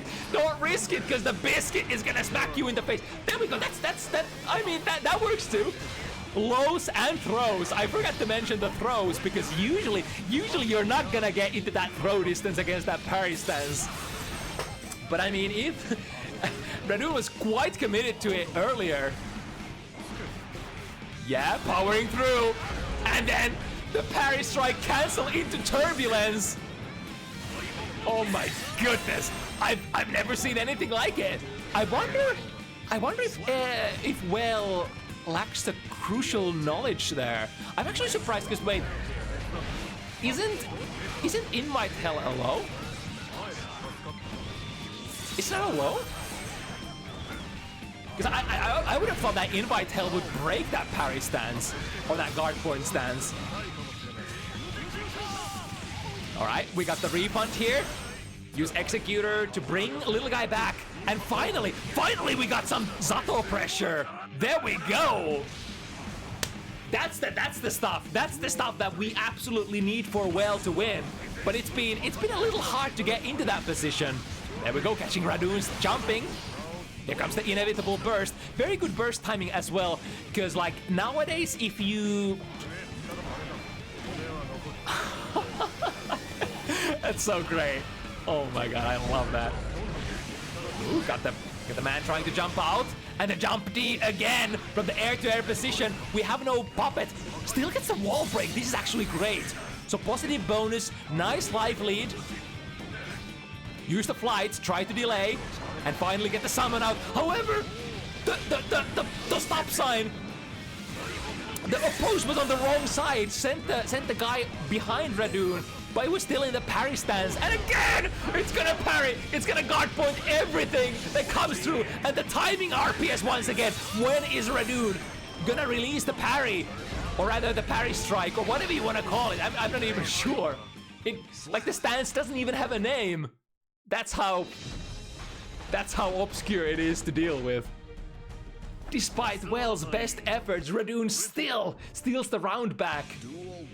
And I mean, if it keeps working, I bet Radune is gonna keep using it. It's pretty decent value. If Well's only counterplay is to dash in and try to command grab it, you can definitely release the button early. Wow! Wait, did Well just grab the extended hurt box? Because I thought Radune was thinking exactly what I was thinking. All right, if he's trying to dash in and command grab me, just release it a little bit earlier.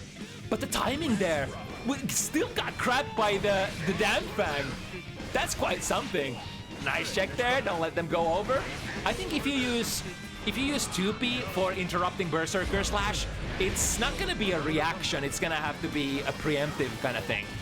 Another damn fang is gonna waste enough time to get little Eddie back here. Summon them. Ooh, unfortunately the Froggy did end up breaking the wall here. It should hit. Yep. Actually ends up trading against the super, but it's the kind of super that it's basically the same kind of super that Asuka has, right? After the flash, it's almost guaranteed to come out. It might trade, but you know, the risk reward is usually in Zato's favor. It's kind of an emergency super though. Like usually you would love to use that 50 meter for Executor to bring Eddie back. Because like usually, like all of your meter is generally gonna go into those situations, like this kind of situations where you're just desperately trying to buy time for little guy to come back. And like the optimal play is like just use the Executor, right? But it's not that simple because the opponent is not gonna let you. Speaking of not gonna let you do things, the DP, oh, and another DP as an anti-air here. Burst to the corner. Make sure that they don't jump. Try to intercept with a jumpy. So many precarious angles. Here comes the late air dash. And Radune could be very close to killing here. Yes, indeed. This is a 0 guts character. 0 or 1 guts? I think it's a 0 guts character, yeah? Zato 0 guts, so that means Zato is always gonna be taking the maximum amount of damage, no matter the life situation. Ooh, speaking of taking a lot of damage here, Radune has the super. It's gonna go into a wall break. Full burst is here, ready to defend with. And 5 more seconds till little guy is back. Oh, the burst goes into the drain. Again, that kind of very common defensive conundrum. If you're gonna produce a gold burst, that's amazing if the opponent blocks it. But if they don't, you're dead. On the other hand, if you choose to produce the blue burst instead, it will hit the full range of the round, even if the opponent tries to like hang in the back. but then if they block in close range, it's gonna be a punish, so it's kind of an interesting defensive decision. Right, swinging from afar. That's gonna track. Ooh, I think Radune actually chose to give up the parry stance there for a moment, because I would have thought that the Executor just gets absorbed by that thing, just like everything else. A bit of a hiccup here in terms of connection. This is Sweden to Egypt after all, and even though the initial connection tests were very positive, sometimes you're gonna have a hiccup one way or another. There we go again! It's working! Wait, it's working! Howdy Raiders from Blink Stream. So we are on our, what is this, second last? I think second last set of the evening. So Radune, Leo versus Whale, Zato, nice back throw. Now we're gonna get stuff. Now we're gonna get mix up. This is the Zato stuff that we absolutely need. We have 50 meter to perhaps refund. Oh, but the 50 meter is gonna be lost there. The blue RC, absolutely no help whatsoever. I think Whale wanted to turn that into a yellow one instead. All right, Eddie is back, but how are we gonna get the summon out? Another really awkward looking spike here. This is spiking a lot. So the players just choose to disengage for now and wait for a better moment. There we go. And just immediately from the close slash, go into the Berserker slash, reaction check them. If they're not ready to throw that on reaction, then they're kind of done. Because you get a lot of value by making the opponent block that, right? There we go. There's the counter play. The crisp reaction. Radune is not done. From the back turn pressure, find the overhead. The overhead is gonna eventually come out. It's always an unreactable high or low. And even though that overhead is kind of slow on startup, you would think it's reactable. It is really not. It is what? It's like 30-second overhead that just doesn't animate on its startup frames, making it more like a less than a 20-frame reaction times or something like that. It's a very interesting, what should we call it? Interesting case of how the startup of the move is not always what you should be looking at when trying to determine if the move is reactable or not. Wait, where'd the Froggy go? Radune was crouching and the Froggy just leapt over. And now Radune seems to be giving no mercy to the opponent. YRC on last and no, Radune does not respect the plus frames. Go for the DP. And the DP actually ends up putting Radune in the set point position. This has been decisive mauling from the showman to the other side. Ah, I like that. That's another great reflecto. However, won't be able to follow it up successfully. Ooh, nice. We got the sandwich. And now if we get the refund on the super, perfect. That's exactly what we need. Radune using the DP, and that's a successful DP. That's a really good DP. That basically forced Whale at a 0 Zato gauge situation, even though we traded. So all the value from that Executor was lost. Sorry, Sunvoid was the Executor in the old game. Oh, crushing the throw attempt with the jump D. Radune again with the counter hit jump D. Ends up getting a combo out of it. Very rare kind of hit air to air against Leo's jump D. How often do you see those hits? And it looks like Radune was completely ready to hit confirm it as well. It does make sense. Radune likes that tool so much that, you know, you are probably very often in that situation. So has probably learned to sort of react when that happens. Yeah, I like the only phrase that I can think of is decisive mauling.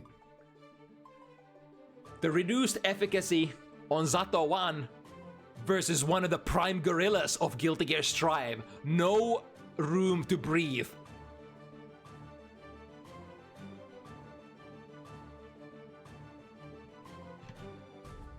All right, after that fast one, we're gonna flow into the last matchup of the evening.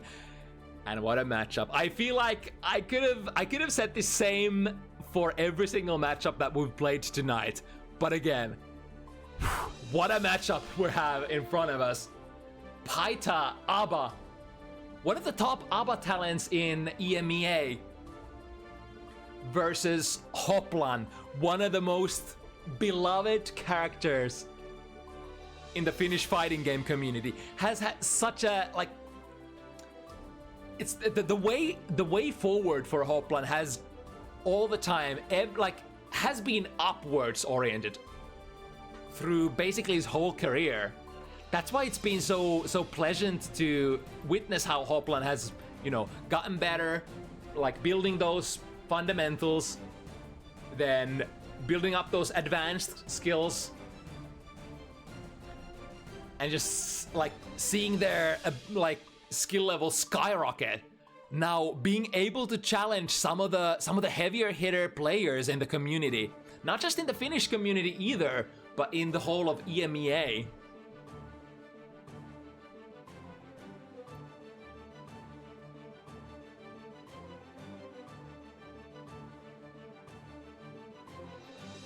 Alright, let me prompt the players that it is time to rock. I think it's was a request from Pi to have this as late as possible. So hope we're not too ahead of schedule here.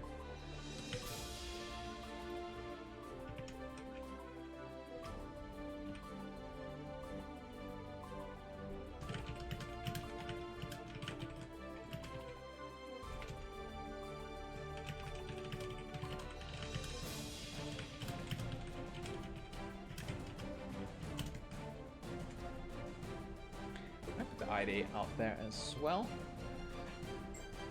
So I think we've had a running theme for many matches of tonight being either both characters being zoners or one character being a zoner and the other character being the one who tries to chase you. This will be completely different. So we have some of the I guess quotation heavyweight characters of the game.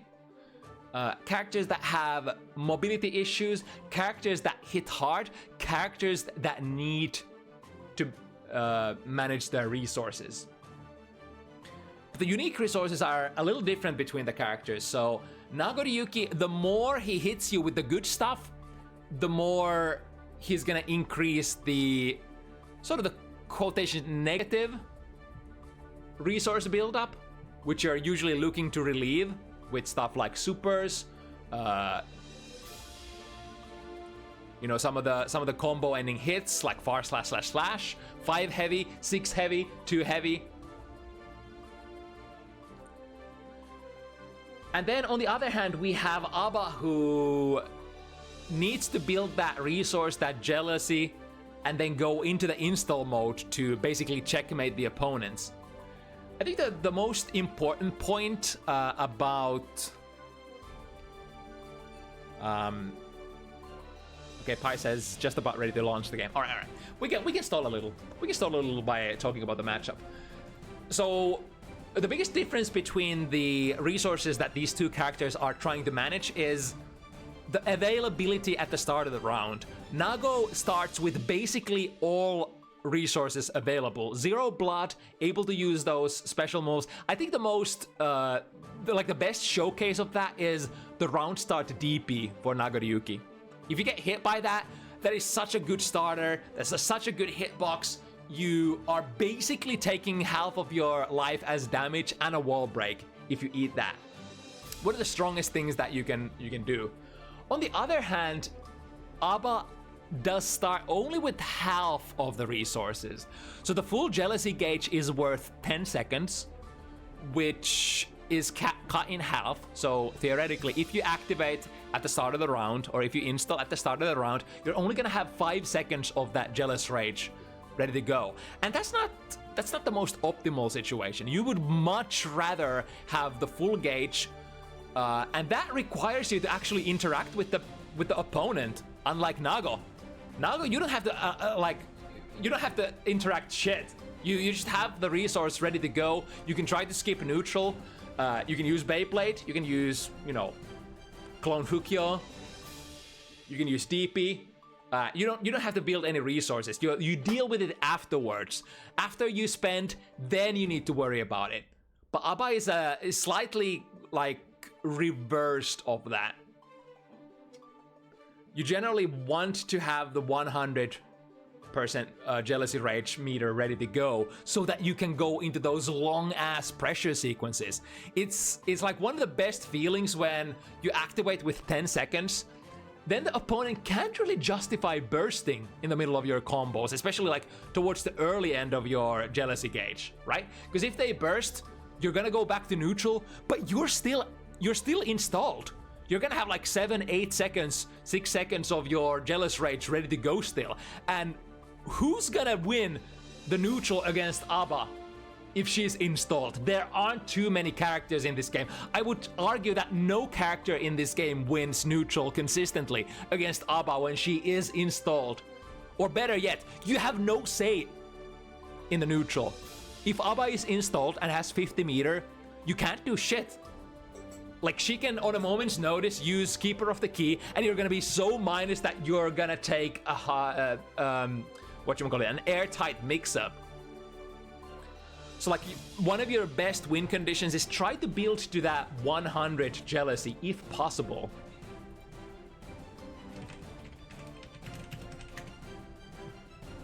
And then unleashing your checkmate.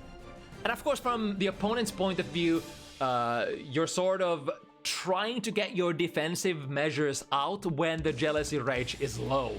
You're gonna try to force the opponent into the worst possible pop so that they go absolutely zero, and then they have to interact with you so much, either by doing the parry or finding hits on you.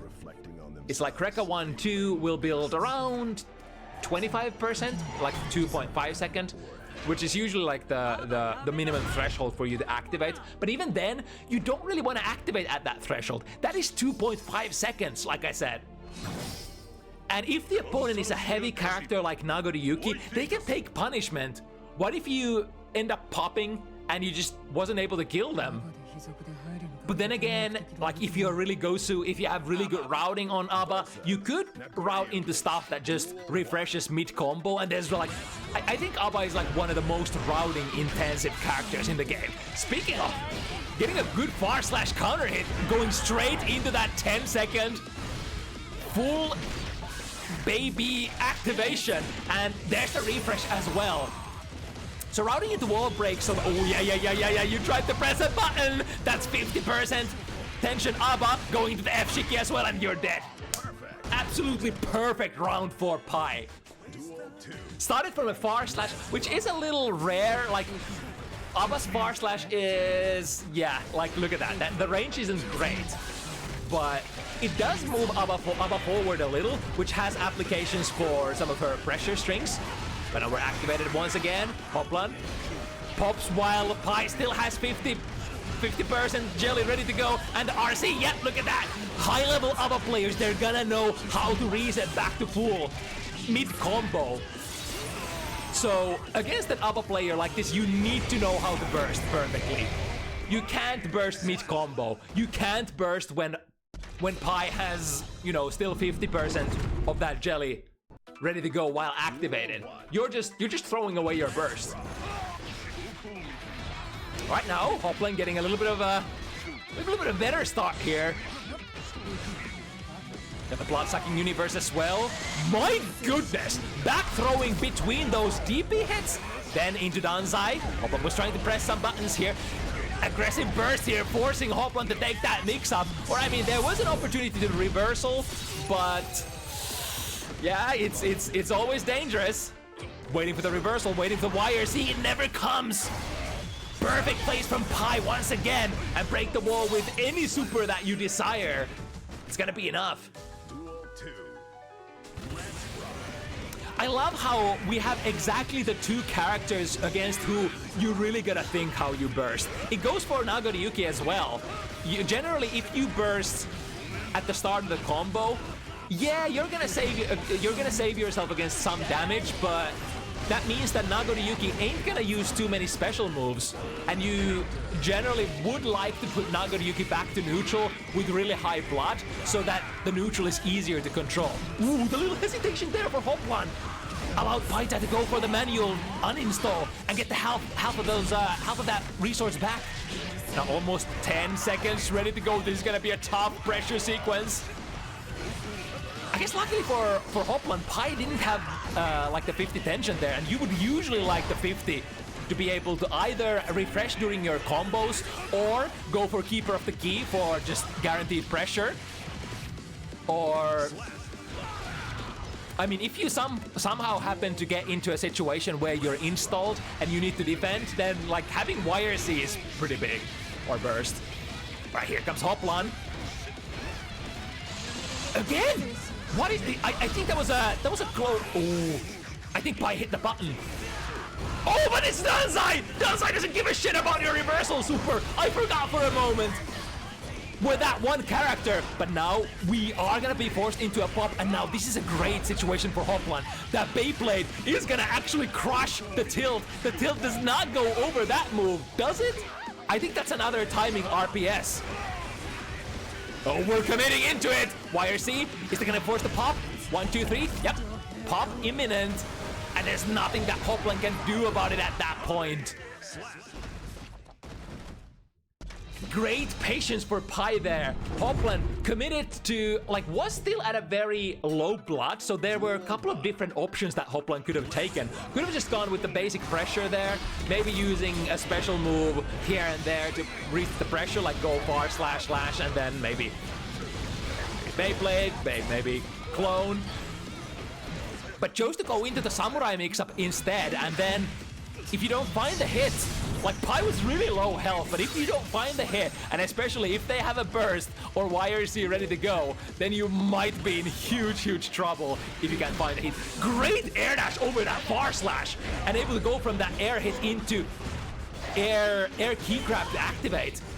Yep, the overhead is gonna come up sooner or later. Pi, even though soft knockdown, no, you hit it right. No, you didn't. Okay, Hoplan is safe. And blocks the overhead as well. Knows it's gonna be -2, and with the extended throw range of Nagoriyuki's, really great prospects for RPS afterwards if you manage to block that overhead. And now, the cash out, it's gonna be big. Was this actually a pop? Is Pi gonna pop here still? I forgot. No, it was already 0. Hoplan making sure that there is no burst shenanigans, but Pi also knows that this wouldn't be a... I mean, she kind of had a lot of tension, so I could see a universe where there is a pop here. Blue Wild Assault, force the activation here. Oh, the big 2 heavy counter hit. Yeah, even despite, like, with that 25%, there are still, like, pretty decent combos to be had. A refill here. Under 50%, Keeper of the Key is available. I think because we've established that Pi wanted to do Keeper of the Key, or actually did Keeper of the Key like 3 times in a row on that round start, I think they planted that idea in Hoplan's head. And Hoplan can't, on a good conscience, press any button at that round start situation.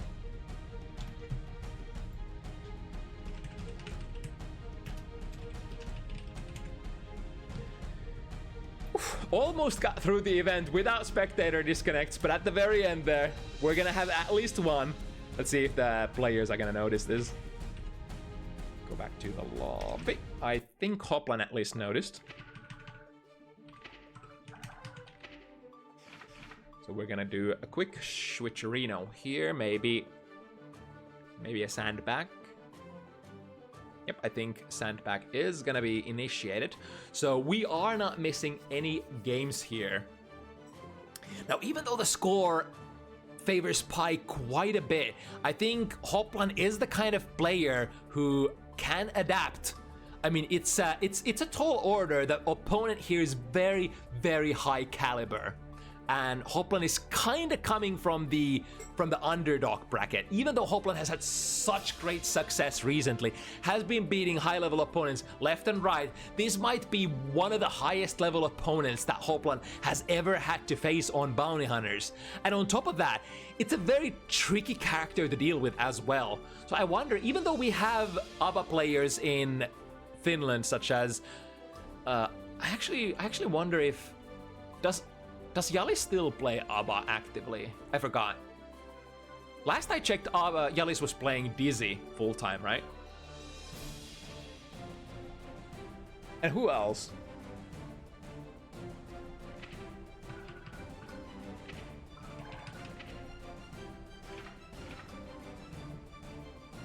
So like if Hoplan hasn't gotten like a lot of practice against, you know, other Abbas, like Abba is not a rare character in Tower by any means, right? But if you haven't, within the Finnish community, if you haven't gotten too much practice against like maybe Yalis Abba, it could be a very hard matchup to deal with. Like even if you have had that experience, I think both of these characters, Nagoriyuki and Abba, they require a little bit of like different, a slightly altered way of thinking. Like simply the burst RPS that I sort of described earlier is something that a lot of players just don't think about that much. Cashing out on the respect there, and big close slash, yeah. Have the burst if they still want to play on this round. But now Pi is gonna get locked down.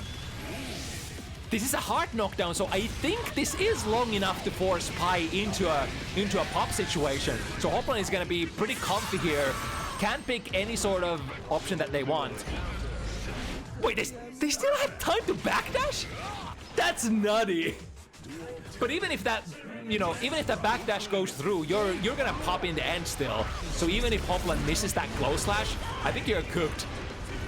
But now speaking of being cooked, Rekka 1, oh, the threat of Rekka 1-2 is always a thing. Pi gets a last-minute manual deactivation and gets the value back. Oh, but that's a counter DP from Hoplan. Switches sides as well. Misses the last 6 heavy. Is that gonna be a problem? Swings to 5 heavy. Normally after that -2 from a blocked 6 heavy from Nagoriyuki, you generally don't have, like, I think you don't have good options as Abba to swing buttons. Because what you generally want in that RPS, even though you are +2, you want to have as long-reaching button as possible, starting the fastest you can. Like generally you want the button that starts faster than, is it 10 frames, 9 frames? Because Nago can press 5K, and that's kind of difficult to deal with. Depending on the spacing, of course. No activation here. Hoplan is trying to swing the 6P! Chain swings it, but in the end doesn't manage to intercept the instant air dash install mode. Got the bite. All of your blood problems are gonna go away. Are we gonna burn here? Hoplan is gonna burn! Ooh, it's gonna be good. From that range, pop is gonna be basically a TOD. Bam, activation. Ooh, actually, never mind. Do we... Wait a second. Oh, right, because Pi was in normal mode that time. And we would need to be in install to get the maximum punish, right?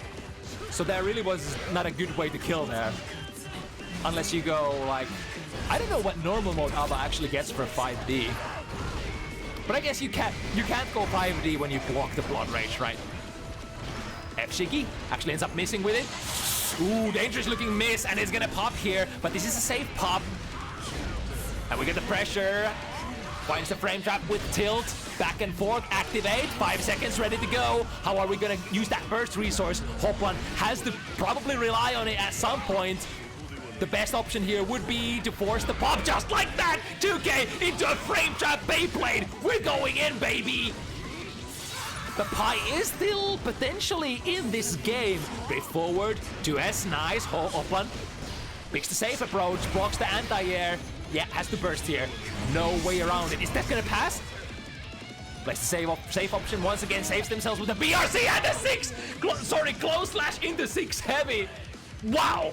I'm actually surprised that 6 heavy was in range to combo from that. Or that Hoplan had the presence of mind to actually go for that string from that range.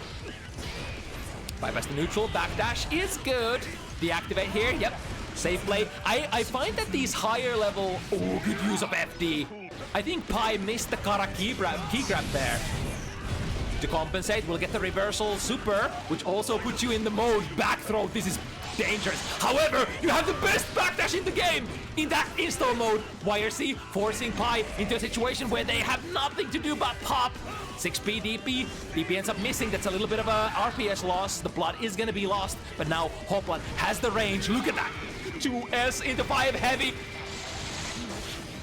That ain't going to be pop for Hoplan. But now this is a dangerous situation. Activation on the half. Ooh, gold burst. No 50 meter. Look at that downside. Dash in. Deactivate. OTG. No! That's a kill. Hoplan is in a great position. 0 life. But look at this. No blood.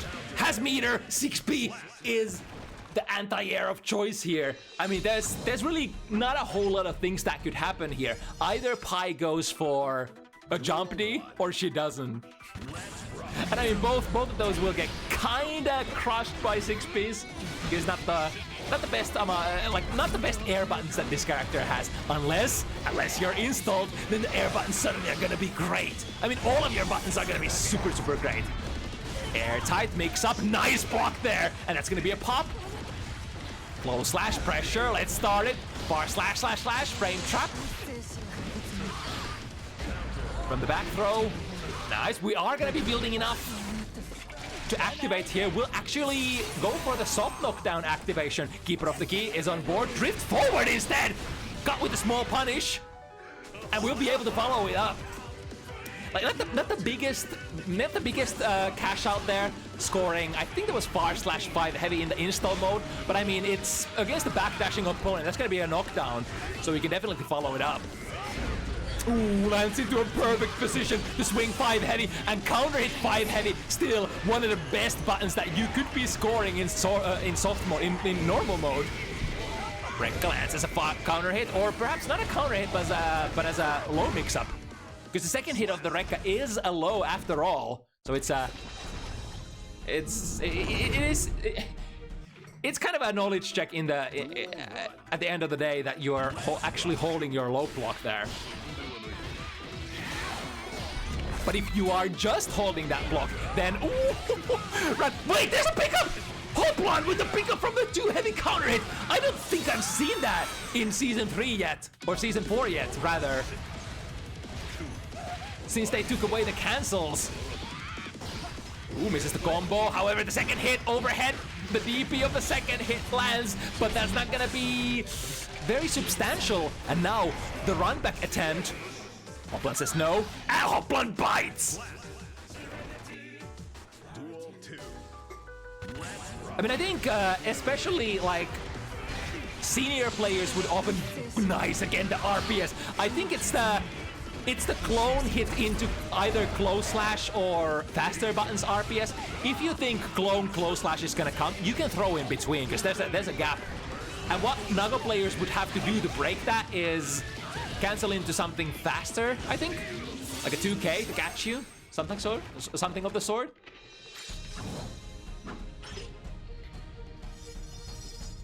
All right, but it looked kind of dangerous at the start. I think Pi started with 3 points, but now Hoplan, like I said, you better not count out Hoplan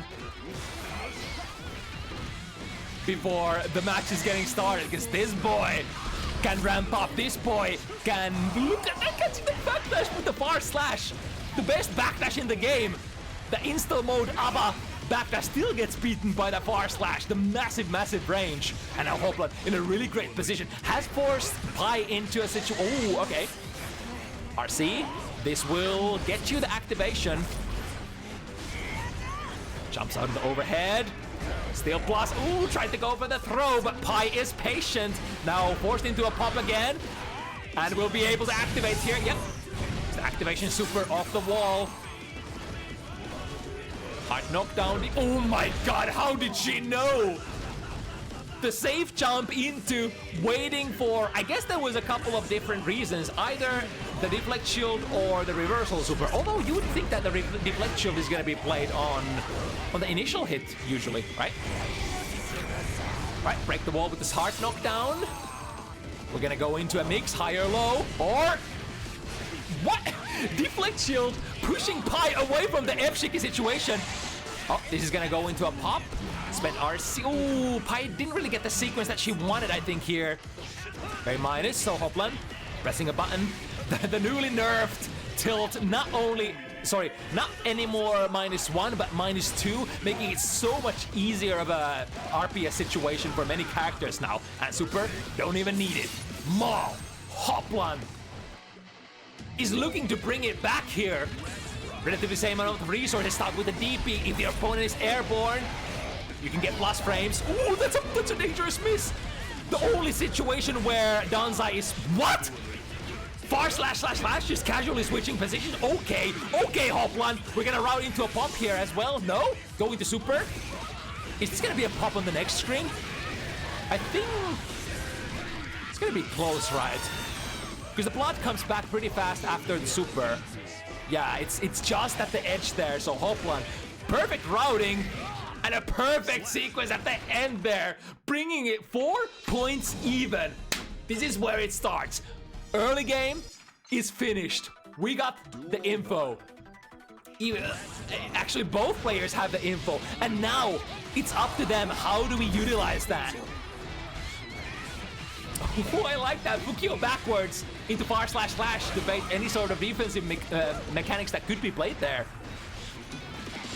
Ooh, and Pi is ready to throw. It is in... Oh, well, we're gonna get a nice activation here at very least. It's a very hard-hitting combo. Like, you should definitely not underestimate the damage that Aba can do in normal mode if she gets the starter of her choice, right?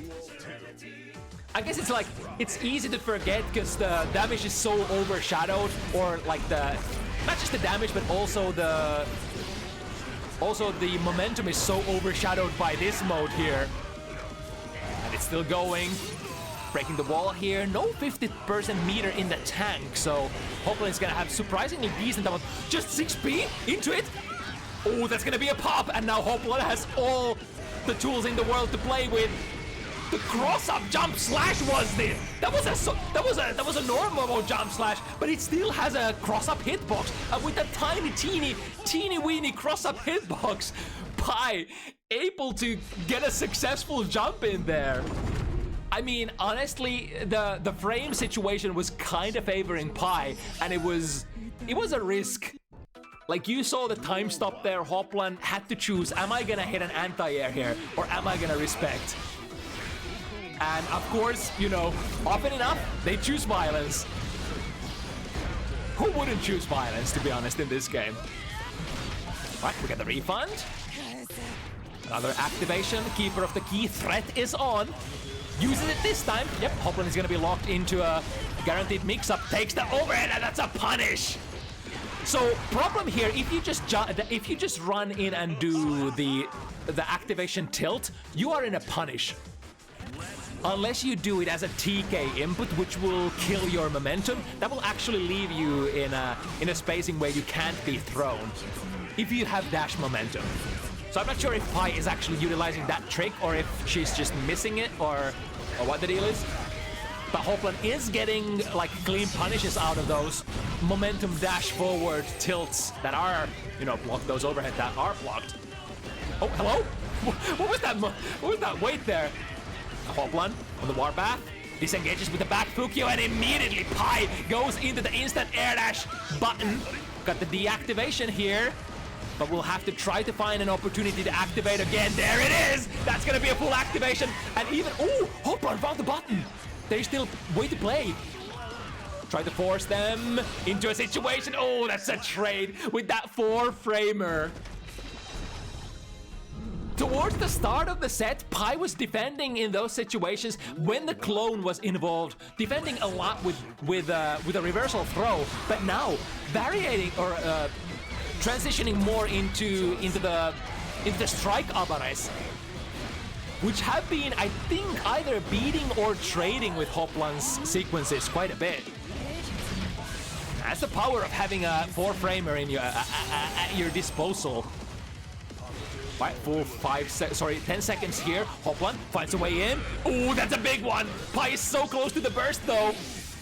There might be some considerations for bursting here. Pi could be, with a successful burst here on the next screen, could save that 50 meter, could save that 5 seconds of the mode. Yep, there it comes. Perfect timing as well. Hoplan went for the far slash, and if you time your burst just right, you can burst the opponent into the corner, or rather the Naga player into the corner, and now big cash out. That's gonna be a kill, right?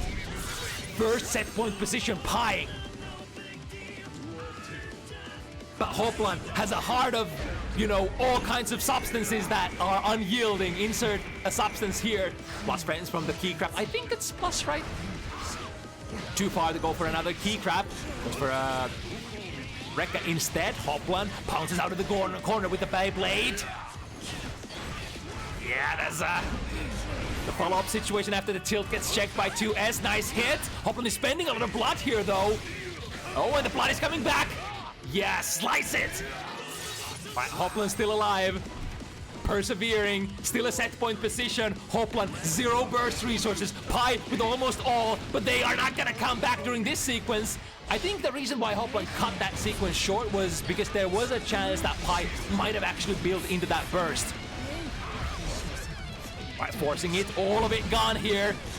No activation, and the back throw. This is dangerous. Pi has nothing. Hoplan spends a lot. Has the meter. Close slash again. Finds the frame trap. Ooh, no anti-air here, so this is gonna be a free activation. Unless Pi still doesn't activate. Still doesn't activate. What is going on? Looking for. There's a lot of ways to spend RC. 6p1 RPS is that? Pi on a warpath. One more kill. Is that it? Is that gonna be enough damage? Hopefully it's got quite low on meter, or rather on blood. But then at the end, unrelentless pressure. This is kind of one of the things that I want to emphasize about ABBA. The normal mode, you think it's useless? Bullshit. Normal mode is actually pretty decent at pressuring. It's the dichotomy between the modes. This mode, the install mode, is the mix-up and the damage, and the normal mode is the pressure. There's surprisingly decent amount of stuff that you can do that, you know, forces your opponent to RPS with FD. Kara key grab, amazing way to force plus frames. And you can stagger your pressure, you can do a lot of fancy stuff, and that was Pi basically just unwilling to activate. I'm not sure if... I'm not actually... Yeah, I'm not in the know enough to say, like, why that was. Why did Pi choose to, you know, just not activate after all of those hits? There were no Rekka knockdowns. I guess it must be because, like, if Hoplan gets a successful interrupt there with, like, reversal super or something, if you activate and get interrupted, it might be over. On the other hand, if you get interrupted with all that 100 meter, it's gonna be okay. I'm not sure. Or maybe it's just, like, pointless to speculate and it was just a series of weird misinputs. That's what makes fighting games so beautiful. There are so many different ways to arrive in a successful outcome, as Pi does here.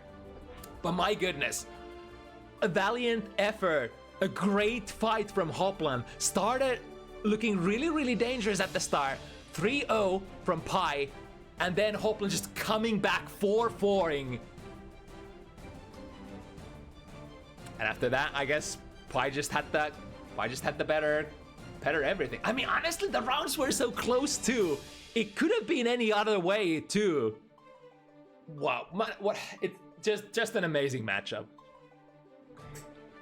And pairing those two characters together as well, so much fun to watch. Two of the, like, some of the heaviest hitting, hardest committing, most gambling characters in the game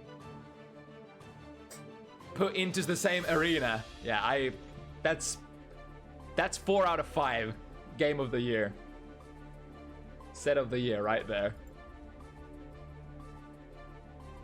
Okay, but that would pretty much be it for this week. We only had 6, but quality over quantity in this case. Every single match this week was hella entertaining. Lots of players that I was really looking forward to watching. And my god, was it worth the wait as well. If you want to play next week, you probably know how this works already. Join the Discord. The whatchamacallit, the sign-up forms are going to be posted over there, and we'll try to pick a matchup for you that is within your skill rank or skill tier, as well as is suitable in terms of connection as well. That said, that's going to be everything from us for tonight. Let's see if we could find maybe a suitable raid target before we close the show. If